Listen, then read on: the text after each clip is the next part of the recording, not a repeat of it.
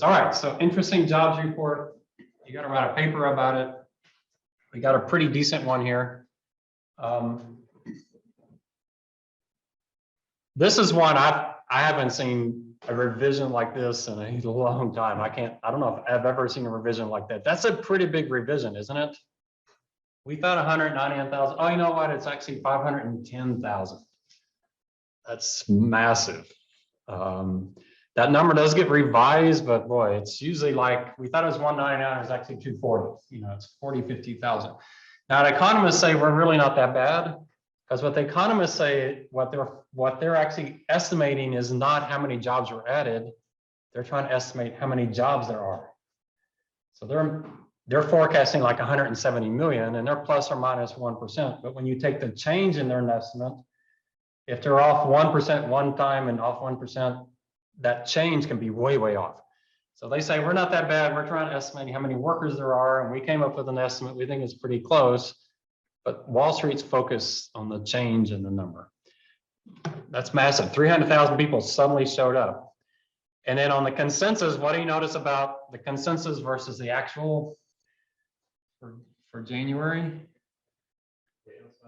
Outside the range. So here's where that range becomes important. 467. That is probably one of the most positive earnings jobs reports I've ever seen in my career. That is massive. But then you have the unemployment rate.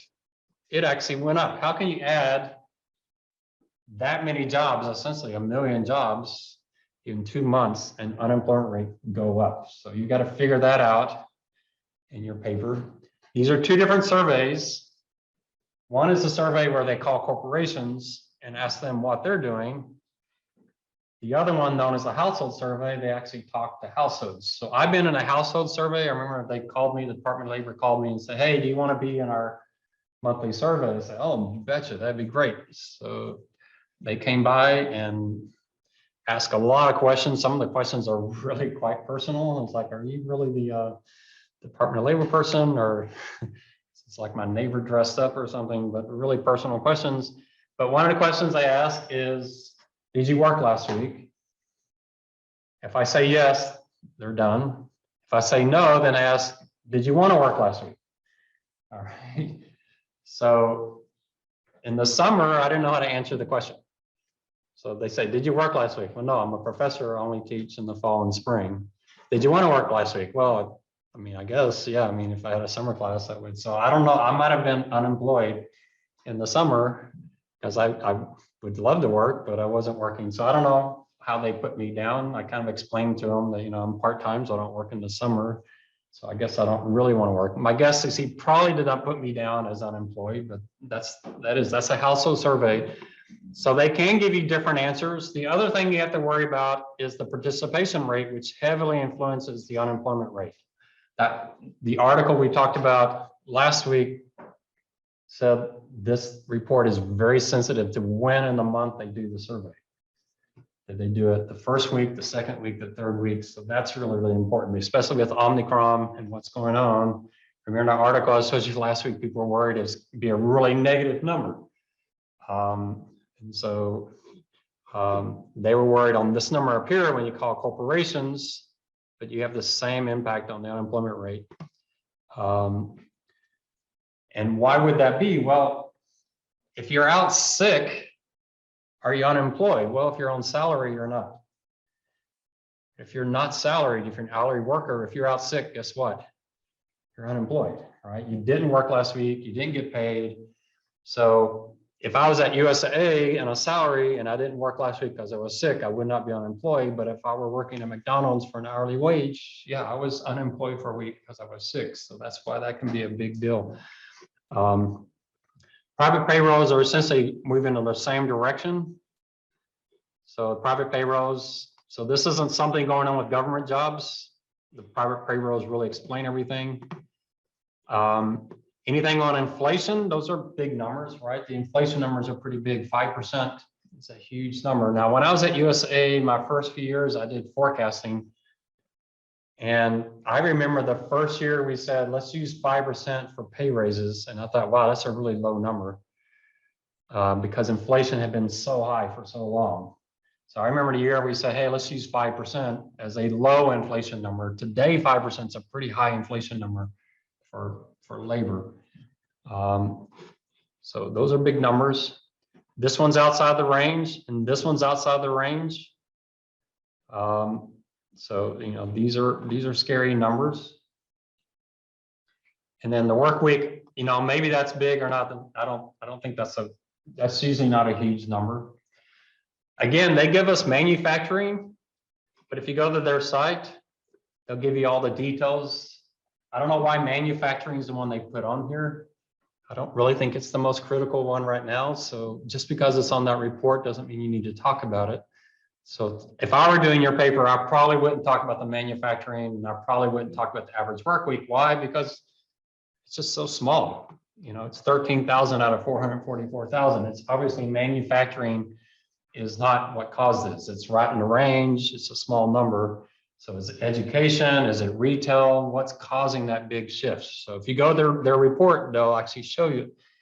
But their article, to me, they have words like there was a minor adjustment, you know, it wasn't that big. I'm looking at it going, wow, that looks like a pretty big number to me.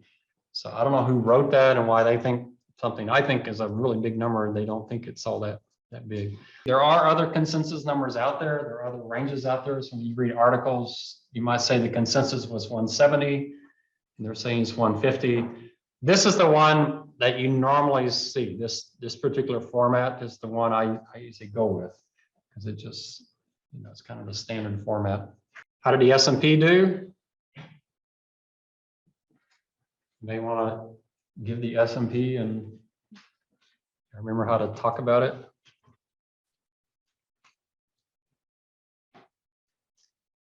The S&P was up. Yeah, go ahead. S&P was up 0.3, 0.09 points. Closing at 4,563, which is up 0.56%. Perfect. Good. Yeah. So you do. You got points, got percent. Why didn't he say 52 basis points? Would that be wrong? Wouldn't be wrong. It just sounds strange. All right. So, and again, you say 52 bips in an interview on the S&P, it's right, but it doesn't sound sophisticated. It sounds like you're trying to show off. So it just doesn't sound good. You're better off to say it's up 0.5%.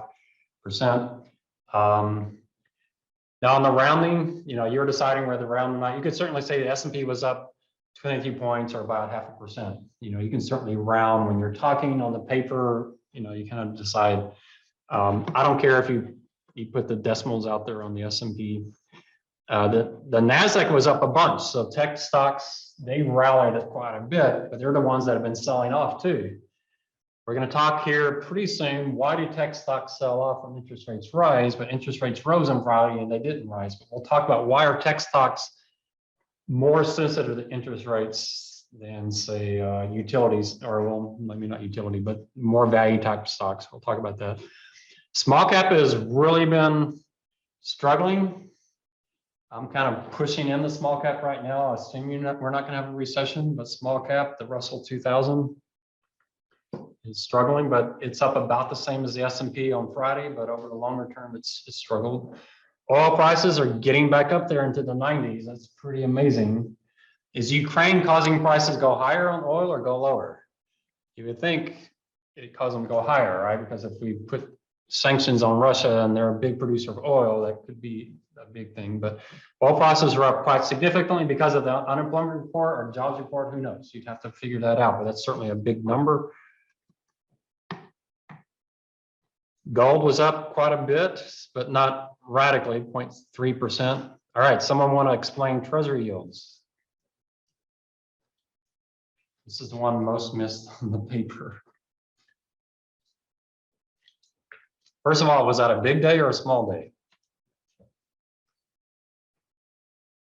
Pretty big day, right? Really big day. So if you're interviewing for a job on Friday, you would want to know this number. So what would you tell them if you walked into an interview and they say, hey, did you see the treasuries today? And you go, oh yeah, the 10-year treasury did what? Any takers? I know you can do it, but I'll give someone else a chance. If you know it, you can do it because no one else is volunteering. You got it? Anybody got it? David? The treasury, the 10-year treasury yield, 564. Okay, don't go there. All right, you're right. That is 564 basis points. So you got that right. I'm recommending that you don't talk this number at all. You focus on this one. So how would you say that if you're talking about this number? 10-year treasury yield was up what?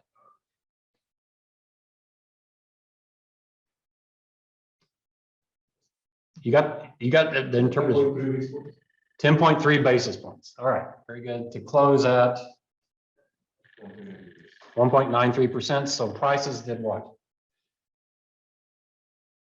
Did they rise or fall? They fell. And what adjective or adverb be used? They fell slightly, they fell moderately, they fell significantly. Significantly. Why? How do you know 10.3 is a big number? What did we use earlier? One standard deviation, y'all remember that? 6.5. This is 1.5 sigma event. That's a pretty big day for treasuries. 10 basis points. In the interview, you say, yeah, man, a 10-year was up 10 bips. That's a pretty big drop in price. You use the word bips instead of basis points. It just sounds cooler. Then they don't think you're showing off. They just think you know what you're talking about. But that is huge. 1.93 in 2020 in March.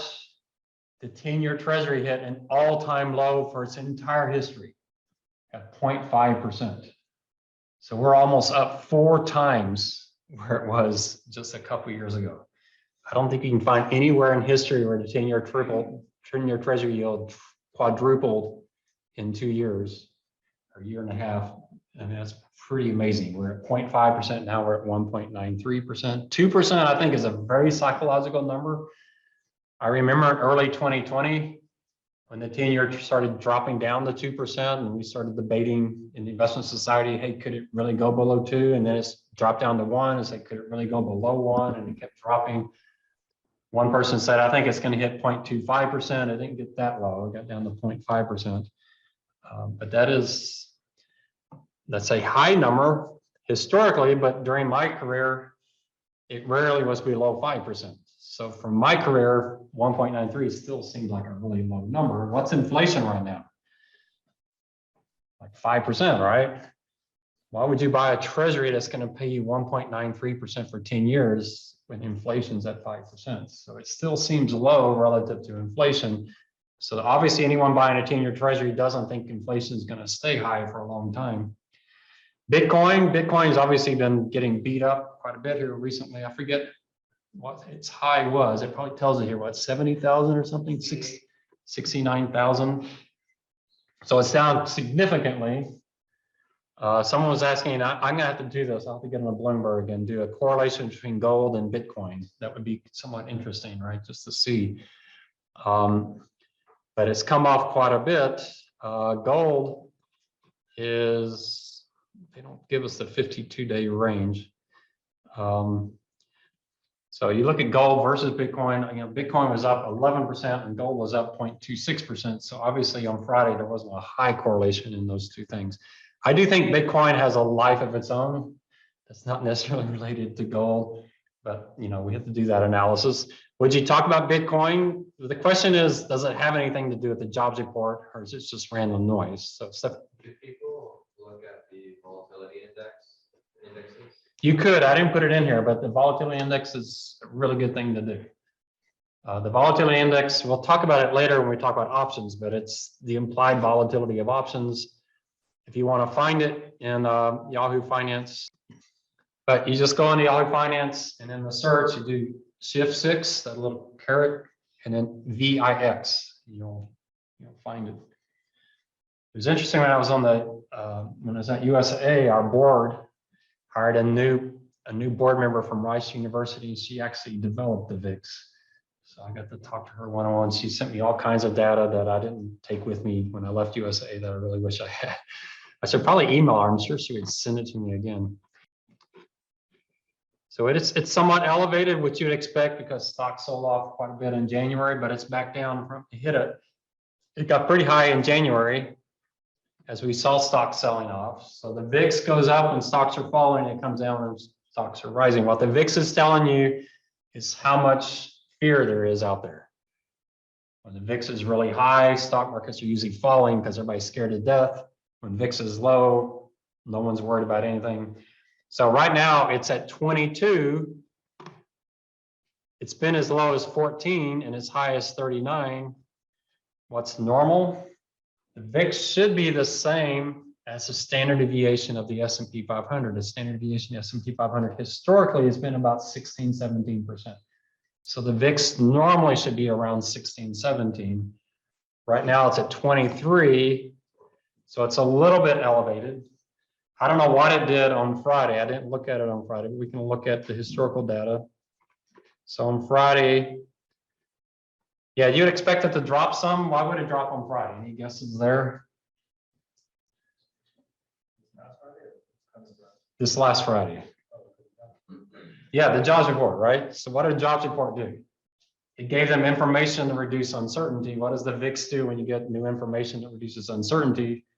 It's going to go down. So just the fact that the jobs report came out is going to make the VIX come down because now they have one less thing they have to worry about. So it dropped, but it didn't drop dramatically. But we started the year with the VIX at the normal level, about 17. That's pretty normal. Now, if you go back to the Great Depression, standard deviation is more like 19, but if you go post Great Depression, it's more like 15 to 17. So 17 is pretty normal. We'll talk about options later. When the VIX gets down to 10, I'm usually buying options quite dramatically. I kind of overbuy them because they're so cheap. And that's the other thing VIX is telling you is how cheap options are. Right now, they're a little on the expensive side. All right, so yeah, so Stefan, I didn't put VIX in here, but it's a perfectly good one to do if it's telling you something. So, I mean, that's about the only thing it's telling you is that the report came out. There's the S&P 500. So here's the morning. You can see it started positive. Actually, I think it was even negative for a while. Then it got really strong. I wish it had closed there, but it actually closed here. So it was up about 0.5%. This says down 1.94, but that's because it's doing it from the close on Wednesday. So you can ignore that. So I'm just giving you the pattern throughout the day. So here's the initial reaction. This reaction was kind of noisy. So I think this is one of those good news, bad news. I think the stock market's looking at it and going, okay, that's an incredibly strong report. There's no way the Fed's not going to raise rates. So I think that's part of what they're thinking. But they're also thinking, wow, that's a really strong report. The economy is pretty hot. Inflation might be an issue, but the economy is still hot and still strong. That's good for stocks. So it's kind of this tug of war of what's going on. I do think a lot of this was the employment report. I don't know if we got any new news throughout the day that caused that to shift. I don't know what happened at the end of the day. It might have just been some selling because people thought they got too strong and they just wanted to protect themselves a little bit. But there's the S&P 500. There's the NASDAQ, very similar pattern. There's the Russell 2000. Very similar pattern. All stock markets are very similar. Here's crude oil for the day. Crude oil. Let's see. Here's where the report came out, 8 a.m. So it was already up pretty strong even before the report came out. So it's a pretty good chance oil wasn't reacting to the jobs report because it was already up before the jobs report came out. Here's gold. Now, gold's initial reaction was pretty negative. So a good jobs report probably means stronger dollar and higher interest rates. Two things gold hates. Gold likes weak dollars and low interest rates. So that's probably why this initial reaction was so negative. But then it came back and ended up okay. But it was, you know, I had a pretty, I mean, that's a pretty good drop, isn't it? Can you tell when the report came out? Looking at the gold chart, it's pretty obvious the second it came out because that was initial reaction, and gold hates good news. Gold loves bad news. That was a really good report, so gold really reacted strongly. There's treasury yields. So, boy, here's when the report came out. Can you tell where the report came out?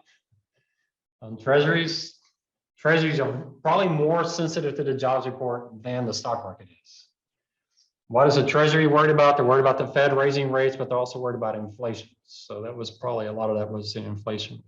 So yeah, so how do you put that in your paper? I mean, the Treasury market just immediately reacted to it with rates rising and rates stayed up the rest of the day. The stock market fluctuated around, try to figure around, then it had a strong reaction, and then intraday it sold off a little bit, but was still up 0.5%. Those are the kind of things you want to say in your paper as you're trying to explain to your boss, how did the market react? Why do we care how the market react? Because the market's pretty smart. It's telling us stuff. So if we say, wow, that's a really good report, but the stock market's down 2%, we could just say, wow, those stock people are really stupid. Or you might say, well, what are they telling me? I might disagree with them, but I want to know, what are they telling me? The bond market should have been down, but it was up today. Wow, what is the bond market telling me? Or the bond market was down today, should have been up. What is it telling me? And this one was very consistent. Strong jobs report, really strong jobs report, and treasuries sold off as yields rose. That makes perfect sense. That's exactly what you would expect.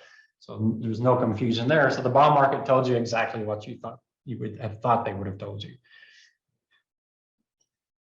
There's Bitcoin.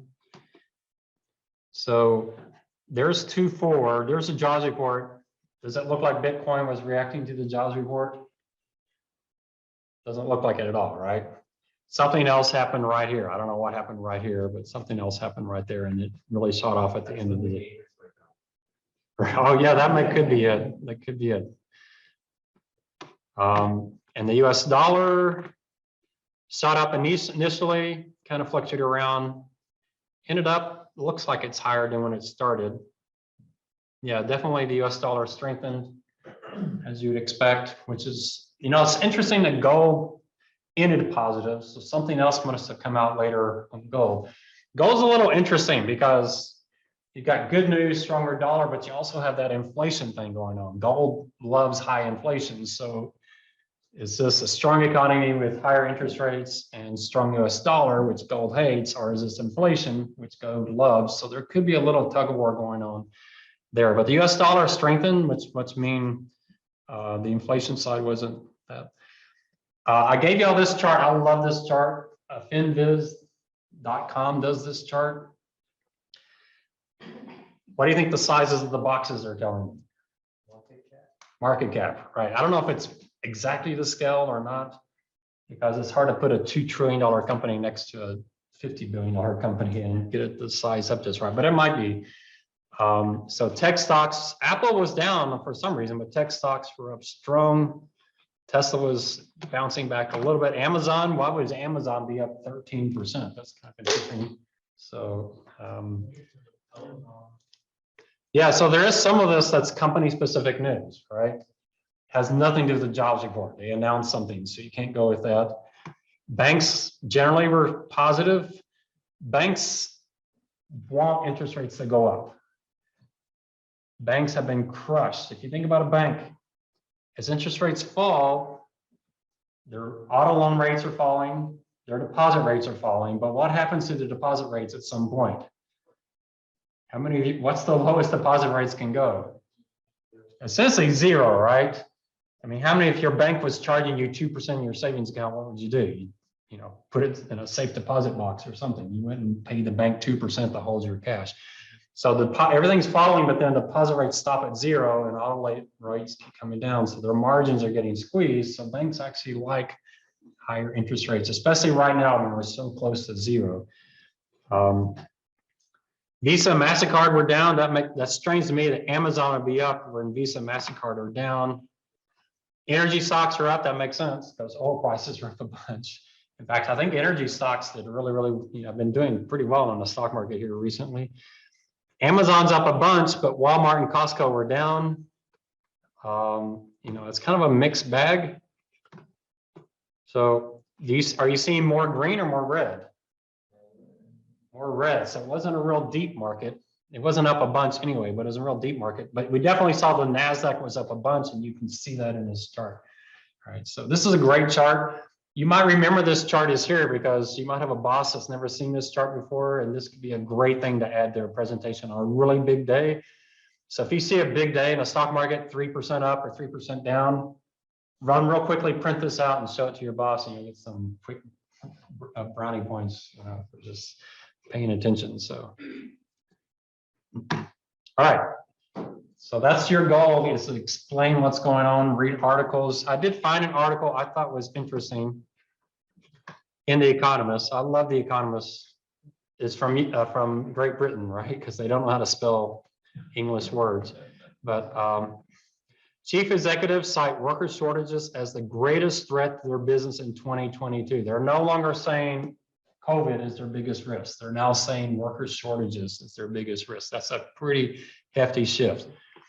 Firms have spent 4% more on wages and benefits in the fourth quarter, a rise not seen in 20 years. December saw 10.9 million job openings, up more than 60%. Just 6 workers were available for every 10 open jobs. And that's great news for you if you're graduating this semester. So there's definitely a lot of jobs out there. In November, 4.5 million. They keep saying November, so this particular report must not come out all that frequently. But in November, 4.5 million workers quit their jobs, a record. So we're seeing some numbers we've never seen before. Really hint that wages are going to be going up. Because how else are you going to get this to work? You have a shortage of workers. Not only, we're not just talking skilled labor, we're looking at McDonald's and Walmart having to raise rates, how much they pay their workers. To make labor pools shallower than it might have been, men continue to slump out of the job market. The share of men aged 25 to 54 looking for work was 88% at the end of last year, down from 97% in the 50s. Where are all these guys going? And why is it men? Why is it men leaving the workforce? Maybe to Stefan's point, maybe they're all home playing games, video games, or they got to pay for that somehow. But that's been an interesting one. Some people say it's globalization, it's machines and all those kind of things, but it's interesting. Immigration has plunged. There were some pretty good articles on immigration U.S. and what's going on there. The nice thing about immigration in the U.S. now is, it's really, really skilled labor that's coming in. So that's a good thing. We have people who are, taking jobs that are, high skilled type of jobs. And COVID-19 may have prompted more than 2.4 million baby boomers to retire early. And tight labor markets may persist. So the question is this a temporary thing? I was listening to an economist who teaches here. He was saying, yeah, it may be temporary. So we have inflation of 5%, but we still had inflation of 5%. So everything's shifted up. Unless we have negative inflation of 5%, we're still at a new level. So we've stepped up to a whole new level. And even if inflation is lower, we're still at a higher level. So that's wealth we've all destroyed. Many businesses are loosening their hiring criteria. This should scare you a little bit.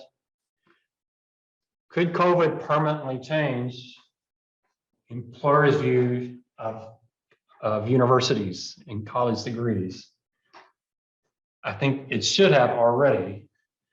I read books. There's a great book called The Case Against Education. It's a frightening book where he goes in detail about how little undergraduate students are actually learning. That a big chunk of people are graduating with college degrees knowing absolutely nothing more than they knew when they graduated from high school. That's pretty scary, right? People are sitting in class learning nothing. That's why I asked y'all at the beginning of the semester, if I gave you a blank Word document and told you type everything you learned last semester off the top of your head, how many pages could you type? And I had one guy in tears, like, I don't think I could even type a paragraph. I'm wasting my time. I was like, yeah, well, maybe you are. You need to change that going forward so you don't waste any more time. Employers are starting to figure that out. Why are we requiring a college degree? We'll just train them ourselves. We just want smart people. So how do we find smart people? Are there smart people that don't like college? Someone like maybe a Steve Jobs, that smart people who don't particularly care for college, right? So this may be changing. Would it be a permanent thing? Well, if they can't find college graduates, but they can find really smart high school graduates who just don't want to go to college, that could permanently shift the value of a college degree. We'll see if COVID will have that kind of impact. So they're saying they've urged companies to ease requirements that job applicants have 4-year college degree, advising them to value worker skills instead. So, you know, like, again, gets back, what do you know today that you didn't know when you started college that someone's going to pay you $250,000 a year for? What knowledge do you now have that's worth $250,000? And if you're not sure what the answer to that is, then change the type of classes you're taking and get that knowledge, because that's what employers are starting to figure out. It's like, hey, what is that college degree? Now, some people say, no, college is valuable. You look at college graduates versus non-college graduates, and they make this much more money. But what that book, The Case Against Education, the point he makes is they're not making more money because they went to college. They're making more money because they're the type of person who's successful in college. They would have made more money if they went to college or not. They're just the type of person who can go through the bureaucracy of a college degree. And so that's the type of person who's going to do well in any job. So it wasn't that college taught them stuff that made them more valuable. It's that they were more valuable and they just proved it by going to college. Well, if that's the case and employers figure that out, they're going to say, why do we need a 4-year college degree? You know, Google's figured it out, right? Google hires non-college majors to do pretty important jobs. So we'll see. I'm not trying to scare you, but we'll see if employers figure that out. The share of job postings that offer training was more than 30% higher. Sometimes this means trim and services. Hotels, especially, having trouble finding staff. So, hey, you know what? We just won't clean your room. We'll give you a $10 discount or something, which is fine with me. He's like, I don't have a maid cleaning my room at home, so I sure don't need one every day. So, you know, that'd be fine. Investments, automation, robotics is picked up dramatically, or maybe not quite the case. Japan is really the king of robotics because they have such an incredible worker shortage. They have all these senior citizens. And it's kind of sad. Some of these senior citizens, their best friend is a robot. And I don't know if y'all have seen those videos where, you know, they have this robot in the house. They talk to them like an actual person just because there's such a shortage of workers to help senior citizens. So robots may be coming in. But anyway, it's an interesting article. If anyone wants it, let me know. I'll email it to you. I don't want to put it on Blackboard because I'm not sure what the rules of me putting it on Blackboard are, but I can certainly email it to you. Questions on that? Y'all see what's going on? So is the reason why they're having trouble finding jobs because of like the sex and things like that, people start applying for it? There's people debating that. Healthcare workers might be burnout. Retail workers might be, hey, you know, we're the ones taking all the risk here. We got teachers that don't want to teach a class, but they're buying groceries from me in the store. So, you know, it's that kind of, it's unfair kind of thing. Some of it was happening anyway. So trucking is a good example. There's a shortage of truckers, and COVID may be making that even worse. People are like, forget it, I'm not going to do that anymore. So who knows? There's so many things going on. We've been talking about the baby boomers getting out of workforce for decades, but COVID might have sped that up as well. So yeah, there's so many things going on. I have noticed a phenomenon where less people are going into the workforce. Lately we've been claiming that a lot of people have been getting benefits here in the United States, but I deal a lot with Mexico.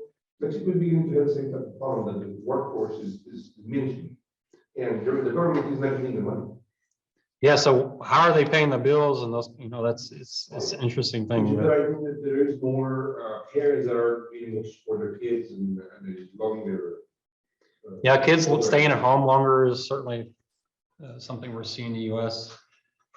Yeah, there's a lot. I mean, it's something you should definitely reading as much as you can on and see what the theories are. I'm not sure anyone completely has it figured out. It's a little bit of a mystery in some places. I think there was things going on, and COVID hit. It's like suddenly, like work at home.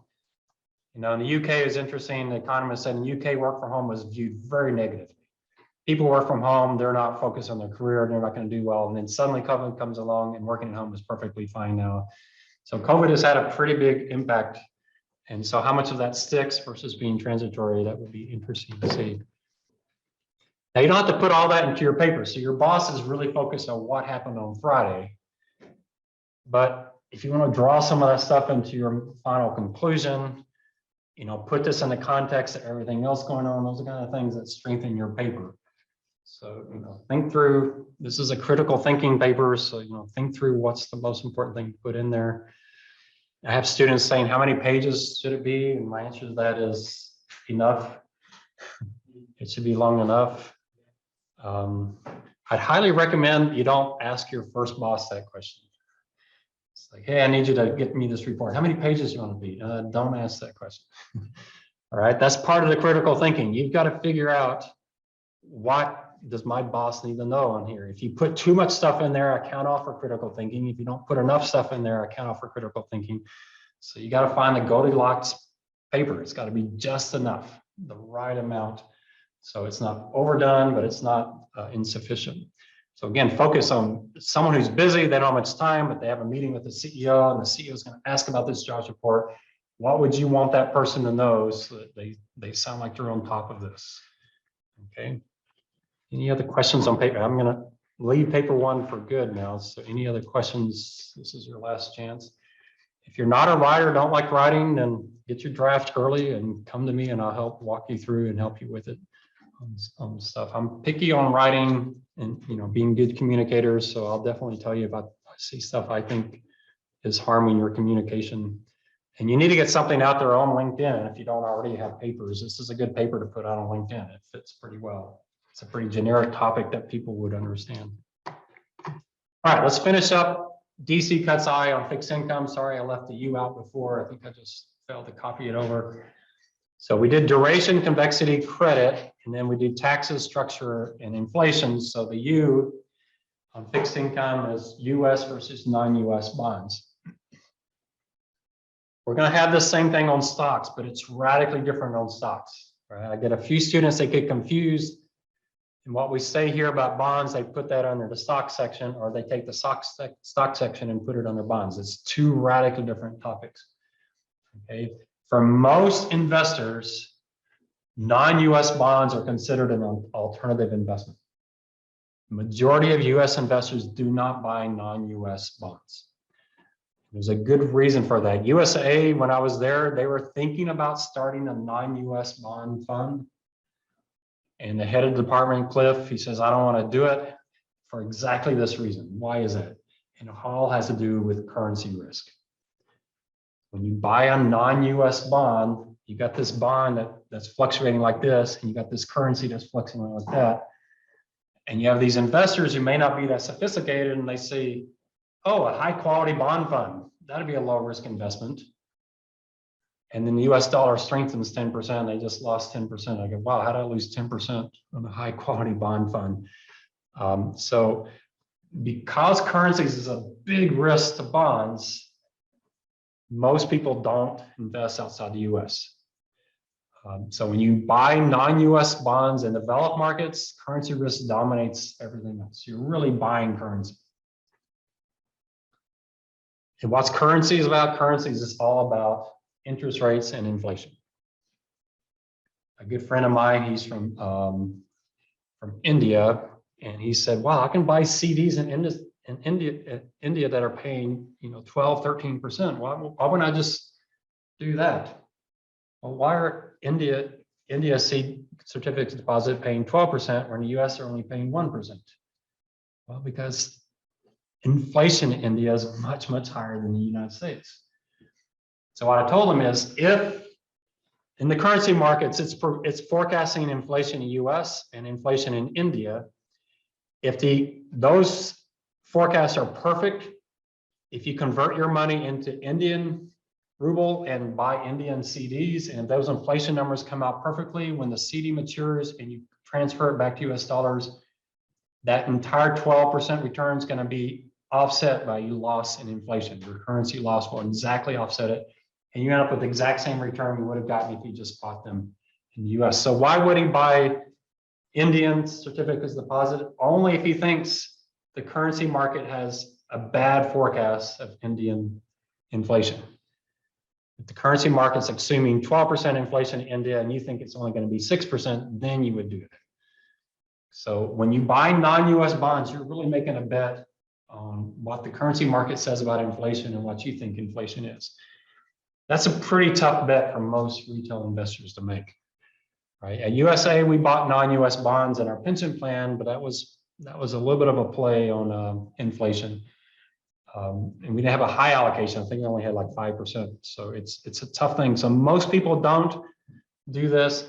Now, if you buy lower quality non-US bonds, like in emerging countries, then you're picking up the currency risk and you're also picking up just more political risk, right? It's just kind of dangerous.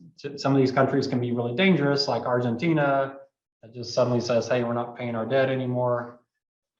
You know, so there you're picking up some risk. So that tends to be an alternative asset class as well. There's places, you know, you as a finance major should definitely understand inflation. It's such a big part of what's going on in this world. There's some simple ways you could do it. Look up purchasing power parity. Hopefully you had that in economics class. You can look that up and see which currencies appear to be expensive versus which are cheap. Purchasing power parity, the argument there is I shouldn't be able to go to Canada and buy something in Canadian dollars, come back to the United States and sell them in US dollars and have a gain. That shouldn't work. I shouldn't be able to go buy 100 Big Macs in Canada for $4 and come back to the US and sell them for $6 just because of the currency conversion. They should be the same price in both countries. And if they're not, then you assume, you know, that the currency is mispriced. The economists came up with an index. They actually use the Big Macs and they call it the Big Mac Index. I think when they first did this, they did it kind of as a joke, but people loved it, so they've kept it going. And so you can actually go out and get the Big Mac Index. So it says that $5 in the US would give you the equivalent of $5 of US currency, but in Well, China? yeah, you convert it to their dollars. So maybe it's in China, maybe $5 is 25 won, but the Big Mac's not going to be $5. It's going to be 25 won. So you buy it. Now you have a Big Mac. You convert it back to dollars. I mean, you go back to US, sell it in dollars for $5. You come out the same, right? So it doesn't matter. So the Big Mac Index, you get a table. Why did they pick the Big Mac? Because they're trying to find something that's very similar that's sold all over the world. You fly to Lebanon, you buy a million Big Macs for $1.68. You won't buy it for $1.68. You'll convert it to their currency, but the translation would be $1.68. You fly back to the United States and you sell those Big Macs for $5.65. Now you're not going to be able to do that because I doubt if you sit on the corner of a street selling Big Macs that McDonald's probably won't let you do that. And it's probably illegal, but if you could do it, you would make a lot of money. Yeah, I guess I should have just looked for the zeros. So they're basing off the US. So Big Macs are a lot cheaper. Now, if you fly to Lebanon, you're probably going to notice everything's really cheap. Hotels, rental cars. Why? Because Big Mac is just an example of the overall thing. So right now is probably a great time to go to Lebanon for a vacation. I'm not sure. It's maybe not be the best place. And then there are some places that are, you know, Switzerland's almost always expensive. So in Switzerland, that same hamburger costs you $7. And in Venezuela, if you can find a hamburger in Venezuela, obviously, you know, their currency is getting destroyed by inflation. It'd be pretty expensive. So don't go to Venezuela right now for vacation because everything's been really, really expensive. But that's the Big Mac Index, and they've kept this up. Does that mean you should buy the Lebanon currency and just put it in investment? Well, the problem with these type of indices is that these countries' currencies can stay cheap for a very, very, very long time, like decades. Like Switzerland has been expensive for like ever and ever. It's just always expensive. So you can't really make a bet on it. There have been papers written that if you made your investment bet based off of these indices, that you probably wouldn't come out all that good. Doesn't really work all that well, but that's the theory. So understanding inflation is pretty important. There's some really good papers out there on how inflation is calculated and the problems with calculating inflation. I mean, there's a lot of problems. Quality is one of the biggest problems. When I graduated from college in '87, like 40 years before y'all were born, I bought a PC from a, I can't remember, Radio Shack. Have you ever heard of Radio Shack? From Radio Shack. I bought a PC, no hard drive, bought a dot matrix printer, which you've never heard of either. So in order to use a computer, I had to put a DOS disk in and load everything. So if I want to use Excel, I had to load Excel on the computer, and then I could use Excel. Anyone want to guess what that computer cost? Not in today's dollars, but in 1987. Any guesses on what I paid? How much? Around $10,000? Not that much. All right, so it was less, but not 10,000, but around $2,500. How much would you pay for that computer today? Well, you have to. Might be an antique, maybe antique roadshow, right? But not very valuable. Now, my friends thought, wow, I can't believe you have a PC in your house. That's incredible. It's like, yeah, I thought I was pretty sophisticated. Y'all want to know how I got rid of that PC? Guesses? Yeah, threw it in the dumpster. Threw it right in the dumpster. So you can't really compare computer prices in '87 to today. Yeah, it was $2,500 versus maybe $500 a day, but it's not the same PC. Not comparable. So calculating inflation is a really difficult thing. And there's substitution effects and all these kind of things. So you really should be an expert on inflation and what's going on, because there's different numbers, they mean different things. If you really want to get into it, I have a great article. I think it was from the Financial Analyst Journal, going through the different ways inflation is calculated and how one way is better than another in some contexts. I find it really, really eye-opening. So, you know, if you want that, I could probably find it and send it to you. But inflation's key. When you're talking about buying an asset that's in another currency, you've got a big bet on currencies, and you're now making a big bet on your knowledge of inflation. When we bought non-U.S. bonds at USAA, our portfolio manager had a PhD not in finance, but in economics. He was an economist. That's, you know, if you want to get into currencies and non-U.S. bonds, you want to be that kind of trader, you can make a lot of money doing that, but you're probably not going to get a master's degree in finance. You're probably going to get a degree in economics. You're going to need more economics than finance, because that's what these bonds are. So even though it's in my DC Cuts I, it's really not part of many people's portfolio in the United States, especially not retail investors. All right, so that's it for DC Cuts I. Y'all got that down? I have no idea what time it is. According to that clock, it's 6 o'clock. All right, we got about 10 minutes left. All right, let's get into equities unless anyone has a question on bonds. I will tell you, DC Cuts I is phenomenal in an interview. Works really, really well. So if you're interviewing for a bond job, just DC Cuts I, you've got what you need. Works really, really well. All right, so equities are stocks. I like to call them stocks because there's a lot of equities that aren't stocks. They represent ownership. Remember, the bond, you were loaning someone money. You didn't have any ownership. You're loaning them money. They're going to pay you back. With stocks, you're actually an owner. You're a residual owner. So whatever's left over after you pay your liabilities and your debts, that's what you have. Your value in the investment is the value of the business's assets less what it owes others. Nice thing about stocks is you have unlimited upside. And because of the limited liability concept, you have limited downside. The most you can lose is 100% of your money. Now, you might think that's obvious, but it's really not that obvious. That concept of limited liability could be changed. So I don't know if y'all have heard of Lloyd's of London. If you invest in Lloyd's of London, you can make unlimited upside, but if they crash and they don't have enough money, they have the right to come to you and say, hey, we need more money from you. You have to send them money.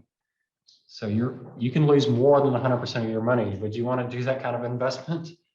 Kind of risky, right? It's kind of nice knowing the worst I can do is I lose 100%. So if I put my money in this new biotech company, I put $1,000 in there. I know the worst case, I can lose $1,000, but that's a uniqueness to the US stock market and most stock markets. Is they say, hey, once they run out of money, you as a stockholder, you're off the hook. If someone comes in and sues them and says this company's caused all this damage, they can't go out after all the stockholders and say, give us more money, you're out of it. All right, so that's kind of a nice thing. It's the same downside risk as the bond.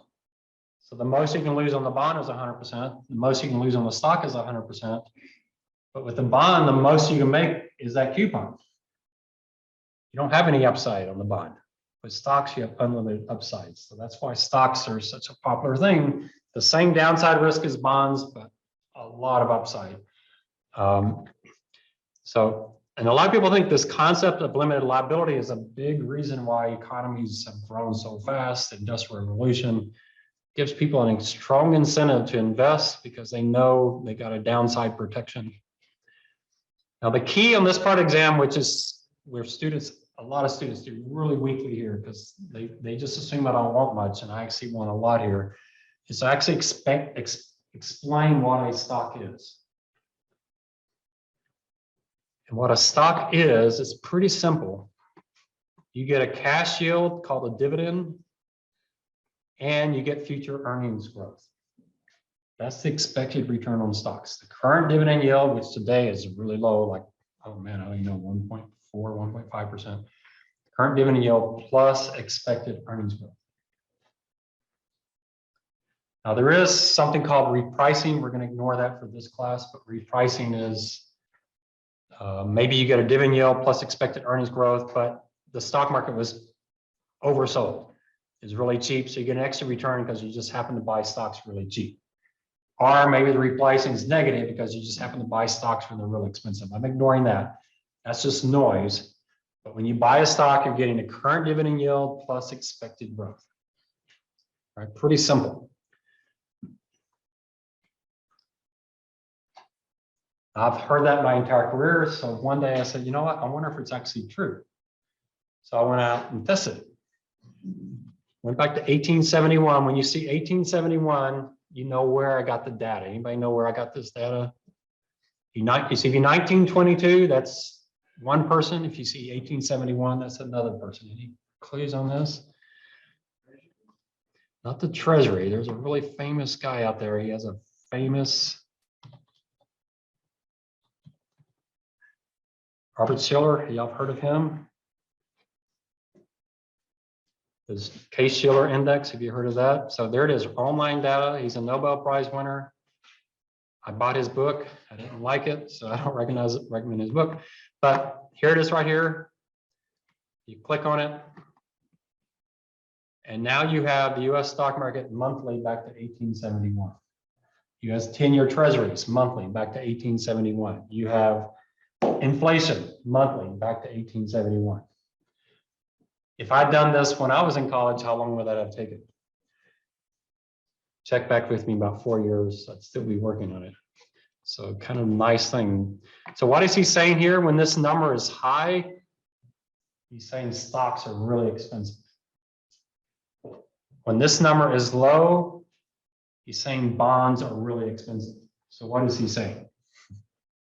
Stocks are really expensive. Bonds are really expensive. Not only is he saying stocks are really expensive, but he's saying they're more expensive than they were in 1929. They're more expensive than they were in 2008. The only time he's saying stocks were more expensive than they are today was the dot-com bust in 2000. So he's pretty negative. Now, right here for like 3 minutes, Shiller was really positive on stocks. And it didn't last very long. So after the 2008 sell-off, stocks actually got cheap. You can see in 2008, they didn't get all that expensive from his standpoint. So 2008 was not a market crash because the stock market was overvalued. It was a market crash because of an major economic crisis. Whereas 2008 was a market crash because stocks were grossly overpriced. So I'm not saying get out of stocks, but there are people out there like him and Jeremy Grantham saying the stock market's going to sell off 30, 40%, 50% even. And bonds are really, really expensive right now, but there's all the data. back to 1871. Amazing. Now, the S&P 500 didn't exist in 1871, so he's guessing what would have been in the S&P back in there. I don't know. I mean, other than banks and maybe some road companies, I don't know what it would have actually been in the S&P 500 back then. I assume we had a stock market back then, but pretty far back. But what he does is he looks at the valuation of stocks, he adjusts it for inflation, and he's just asking, how much are you paying for the earnings of stock? And he wants to compare that over time. And as this line goes up, you're paying a lot more for earnings of stocks than you did. And he adjusts it for inflation just so you can compare to different periods of time. We'll talk about that later when we talk about relative value and how inflation impacts relative value. So if you see 1871, it's Robert Shiller. If you see 1922, it's Roger Ibbotson. So if you've ever heard of Ibbotson, Ibbotson, he goes back to 1922. So that's why you keep seeing those 2 years come up, 1871, 1922. It's these two pretty well-known men in finance that have collected this data for us. All right, so how does it work? So the blue line is the actual stock market. The red line, it's each decade's dividend yield plus its earnings growth. I just wanted to see, does the stock market actually give you a dividend yield for its earnings growth? You can see in the 20s, stock market got way ahead of that, came back below, and then came up. Now, some of you are thinking, how in the 20s and 30s is the red line still going up? Because wasn't earnings growth negative? And that's true, it was, but dividend yields were so high back then that even if you had a 5-6% drop in earnings, you had 5-6-7% dividend yield, so you're still making money. All right, so the line was still going up. Then you go on to the 40s and 50s, World War II, market got ahead of itself in the 60s, but in the 70s, corrected it. Then get into the roaring 2000s. You can see the 2000 stock market, very, very expensive. That corrected, but didn't correct all the way down the line. And you have 2008 correction. 2008 came back down to the red line. What's happened since then? Stock market is just taking off when dividend yield plus earnings growth has been flat. Or I'll try to explain to you, am I saying the stock market is grossly overvalued, or is there something else going on? And the answer is yes, one of those things. It's either overvalued or it's not. So I'll give that to you so you can make your stock investment based off of that. All right, we'll start here next week. Any questions on anything? Again, what is the red line? The blue line is stocks, right? The red line is each decade's, the dividend yield for that decade, plus how much earnings grew that decade. All right, make sure you sit in the same place next class. If you want to change, you'll have to argue with whoever's in that seat now and then come tell me. All right, so class 7. So one thing I want to do before we finish up the stocks is there's one thing I said last class, which I think I said it backwards. So just in case, we'll see, and then we'll get into stocks and hopefully get to alternatives. So when I was talking about the unemployment rate, I talked about how the participation rate was higher and that should have helped the unemployment rate. I said that backwards. Higher participation can actually cause unemployment rate to go higher. So you may see this in some articles that, in fact, that might be the reason why it went from 3.9 to 4.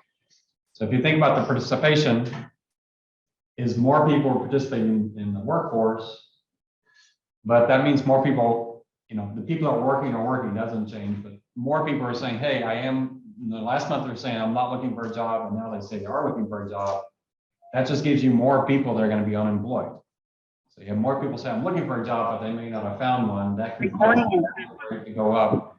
And so in that case, it's a good thing. The participation rate went up, but it can cause the unemployment rate to go up.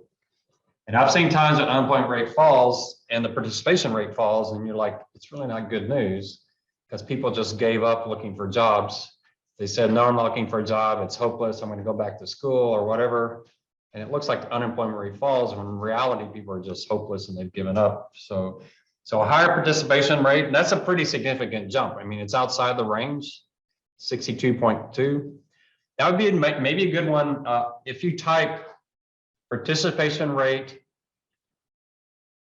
Fed, Excel, a Fed website will come up and you can get a good graph of the participation rate back however far you want to go. You can dump it into Excel and make your own charts. Same thing with unemployment rate. You can type unemployment rate, Fed, FED, in Excel. They have a wonderful, wonderful website now. I mean, it's actually pretty cool. I mean, let me try it. It probably won't work since I'm telling you to try it. So participation rate, Fed, Excel. There it is right there.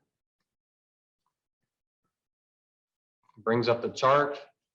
So you can see how many people just dropped out over here and the rate's back up. But what do you notice about this rate? It's definitely what? Lower than pre-COVID, isn't it?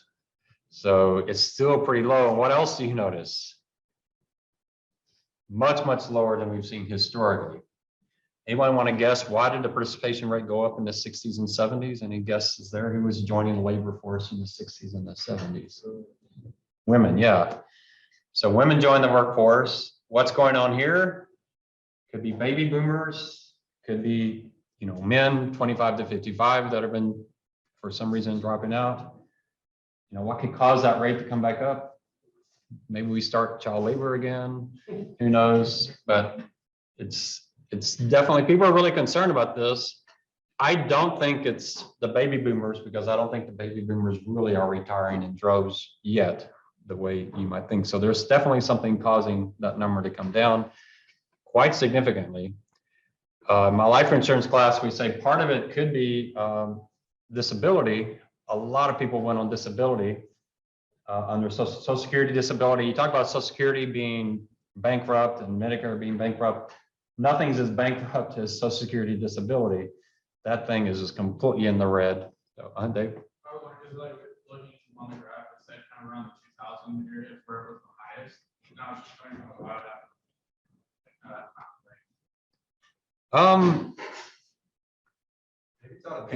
I mean, it's pre, you know, I don't know when to see. So baby boomers, I'm like right at the end of baby boomers, and I was born in 62. So I think I'm just barely a baby boomer. I don't know when it starts, you know, I'm 59, so I'm still 6 years away from officially being retirement age. So you probably get, you know, people say that, but I just haven't seen the numbers that show that coming down. Perhaps it's driven down by automation. Because after 2000, it just gets more technology. Yeah, people talk about automation and globalization, that can certainly have an impact. But, you know, recently we've actually seen more manufacturing jobs actually coming back to the US. And part of that is automation, because you can hire more expensive US workers if they have a lot of productive machinery, you know. So there's a lot of things going on. Yeah, I'm not an economist, so you just read articles and see, but you could certainly Google, why is the participation rate so low? And I'll bet you all kinds of articles will come up and will help you understand that. So can you see COVID in there at all? Pretty obvious, right? There's a lot of charts where COVID just is so blatantly obvious when it happened. So it had a big impact on the participation rate. Some of that could, you know, some of this is the baby boomers related to COVID, where people were in their 60s thinking I'll retire in 5 or 6 years, and COVID comes along and they're like, I'm done, I'm out of here. I can't take this anymore, and they retired early. So there have been quite a few baby boomers that have retired because of COVID, and they just don't want to deal with it anymore. But anyway, this is a great sort. They didn't used to do this, the Fed. It used to be really difficult to get the data, but I love what they've done here. Anything you're looking for, the unemployment rate, the jobs report, number of jobs, to me, one of the most important numbers, productivity. We'll talk about productivity today. Those numbers, the Fed gives it to you, and look over here, download. You can click it and you can make your own chart if you like. You can definitely copy and paste that into your paper. So FRED is what you're looking for. When you see FRED, it's the Federal Reserve, and it's their data source. They even have an Excel add-in, though I don't even recommend using the Excel add-in anymore, because to me it's kind of a hassle. But they do have an Excel add-in that you can dump onto your Excel and will automatically bring these things in. One thing that's really nice about this chart are the gray bars. I mean, you know what the gray bars are? Recessions. That's pretty nice to have those recessions marked for you. You can see that the 2020 recession was a really, really short recession, probably the shortest recession we've ever had. So you notice recessions are becoming not quite so common. This is something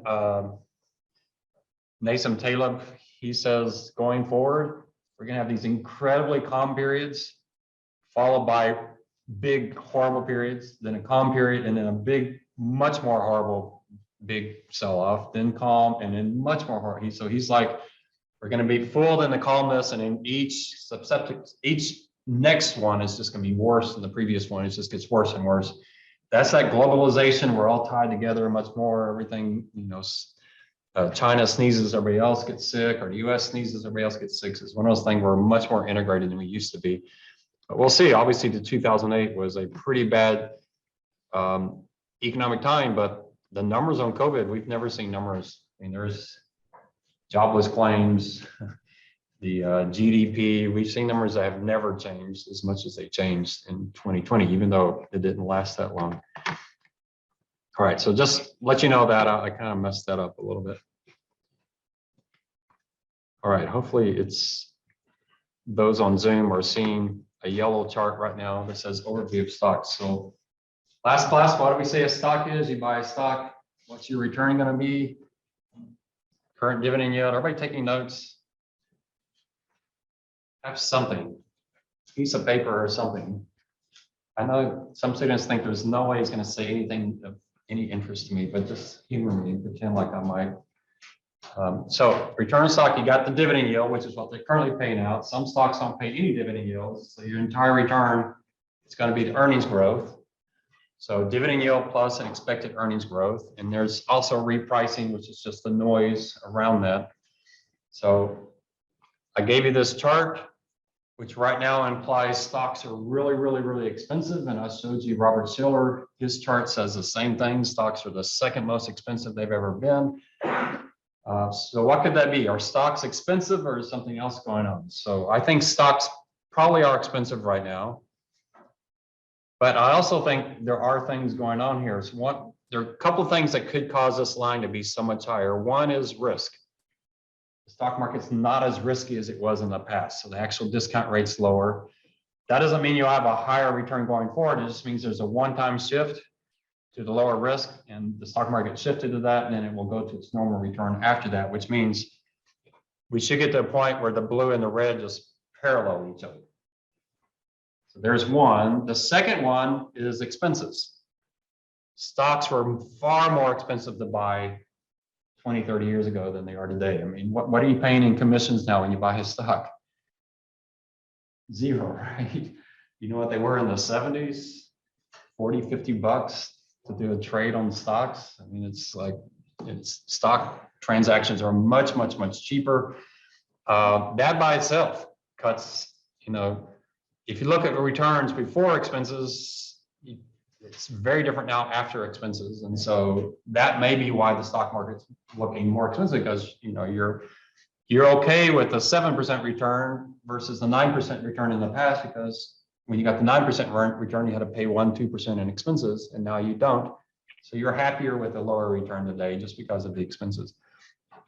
So I think it's possible the market's overvalued. I think it's possible that the market is justified. I also think this red line that's going sideways is COVID impacted. And once we get past COVID, that red line will come up.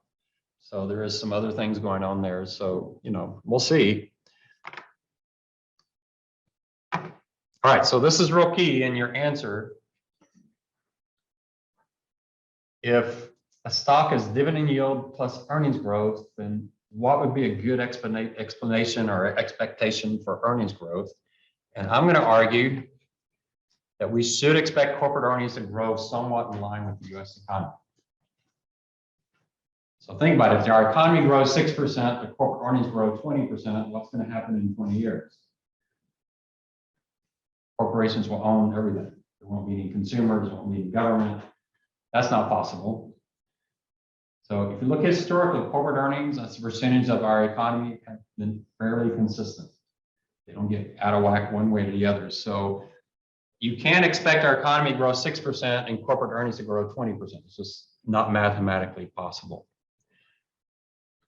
So let's look at the chart. So I always like a chart.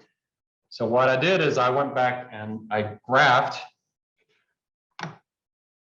the nominal GDP, that's the green line. Why nominal? Because we want to include inflation. It's part of the growth number. So here's the growth in our economy. It's grown about 6.4%. The red line is the growth of $1 of corporate earnings. And it's grown about 5.99%. So they're fairly close. They should be the same, but why aren't they the same? Well, I'm using the S&P 500. There's a lot of companies not in the S&P 500 that are a big part of the growth in corporate earnings. Companies that are private, small companies, and they add that extra amount to get us up there. So they should be about the same, but you can see corporate earnings and our economy grow about the same speed. This purple line is 5%. I just want to show you, notice the 5% is somewhat of a bottom there. So, 5% is a fairly conservative number for earnings growth going forward.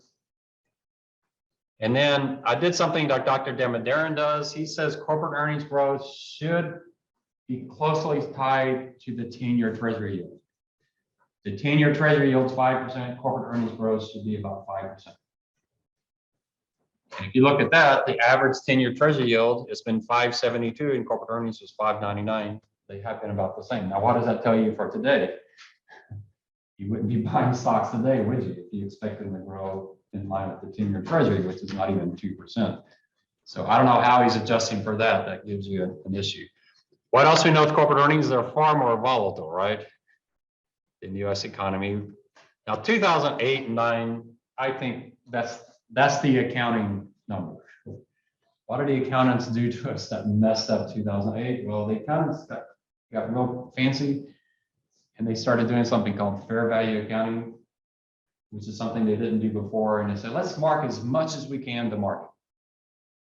And so in 2008, 2009, companies were marking their bonds down 50, 60, 70%.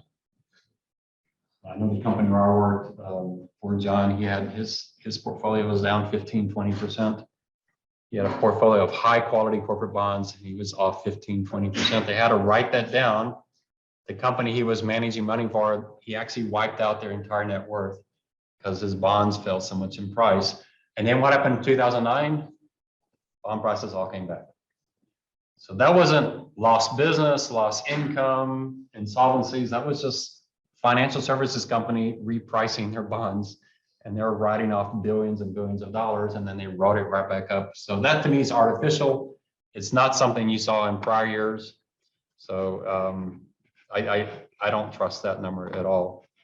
This number probably is a legitimate number with COVID and the impact it had on earnings. Pretty impactful. But so I'm making the argument corporate earnings should be tied to GDP growth, which means what? When we forecast our expected return on stocks, we've got to have some idea of the economy. So where does the economy come from? I'm going to say there's three pieces to the economy. Economic growth is made up of productivity, labor growth, and inflation. Those are the three pieces. I left off imports, exports, just to keep it simple.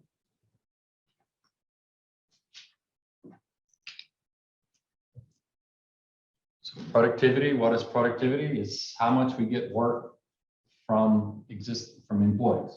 And the actual formula is actually quite simple. All the Fed does is they take real GDP and they look at the change in real GDP and they compare that to the change in hours worked. So if our economy grows 2% and we add 1% more workers or hours worked, then productivity is 1%. Our economy grows 4% and we only add 1% more workers, then our productivity is 3%. Okay, so it's how much more work you get out of existing people. So productivity is, to me, maybe the single most important number for our economy, because that's where wealth comes from. Wealthy countries have high productivity. poor companies have weak productivity. So if you want to live in a country that is wealthy and your kids are going to do well, you want a country that has high productivity. President Obama, I could probably find this article if some of y'all want it. I'll have to look for it. But The Economist, his last year, which I guess was probably late 2008, or no, 2016, 15, 16. But right at the end, he either wrote it December or January, but he wrote a letter or an article in The Economist talking about what was his biggest concerns. And his biggest concern was productivity. He says, why is productivity so weak, not just in the United States, but in Europe and UK? Why is productivity so weak? So he said productivity, man, that's the one thing we should be worried about. And then he gave his ideas on how can you improve productivity. But productivity is pretty huge. If you look at productivity, what I did is gave average productivity by decade. So 2% in the 50s, 3% in the 60s, a little under 2 in the 70s, 1.5 in the 80s, about 2 in the 90s, about 2 in the 2000s, and then 2010, 2020, not even 1%. You can see what President Obama was talking about, right? Just where's the productivity? And it's pretty shocking, isn't it? Because we're talking about the internet, we got robotics, we got artificial intelligence. Shouldn't that make us more productive?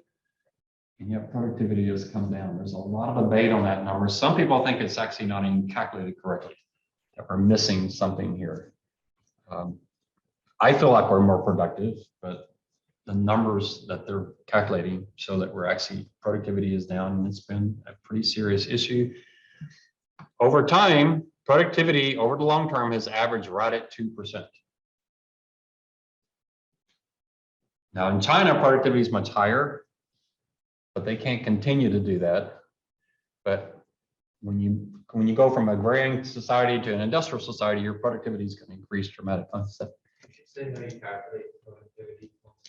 So you take real GDP, so inflation's out of it, real GDP, if real GDP is 3%, you compare that to the change in hours worked.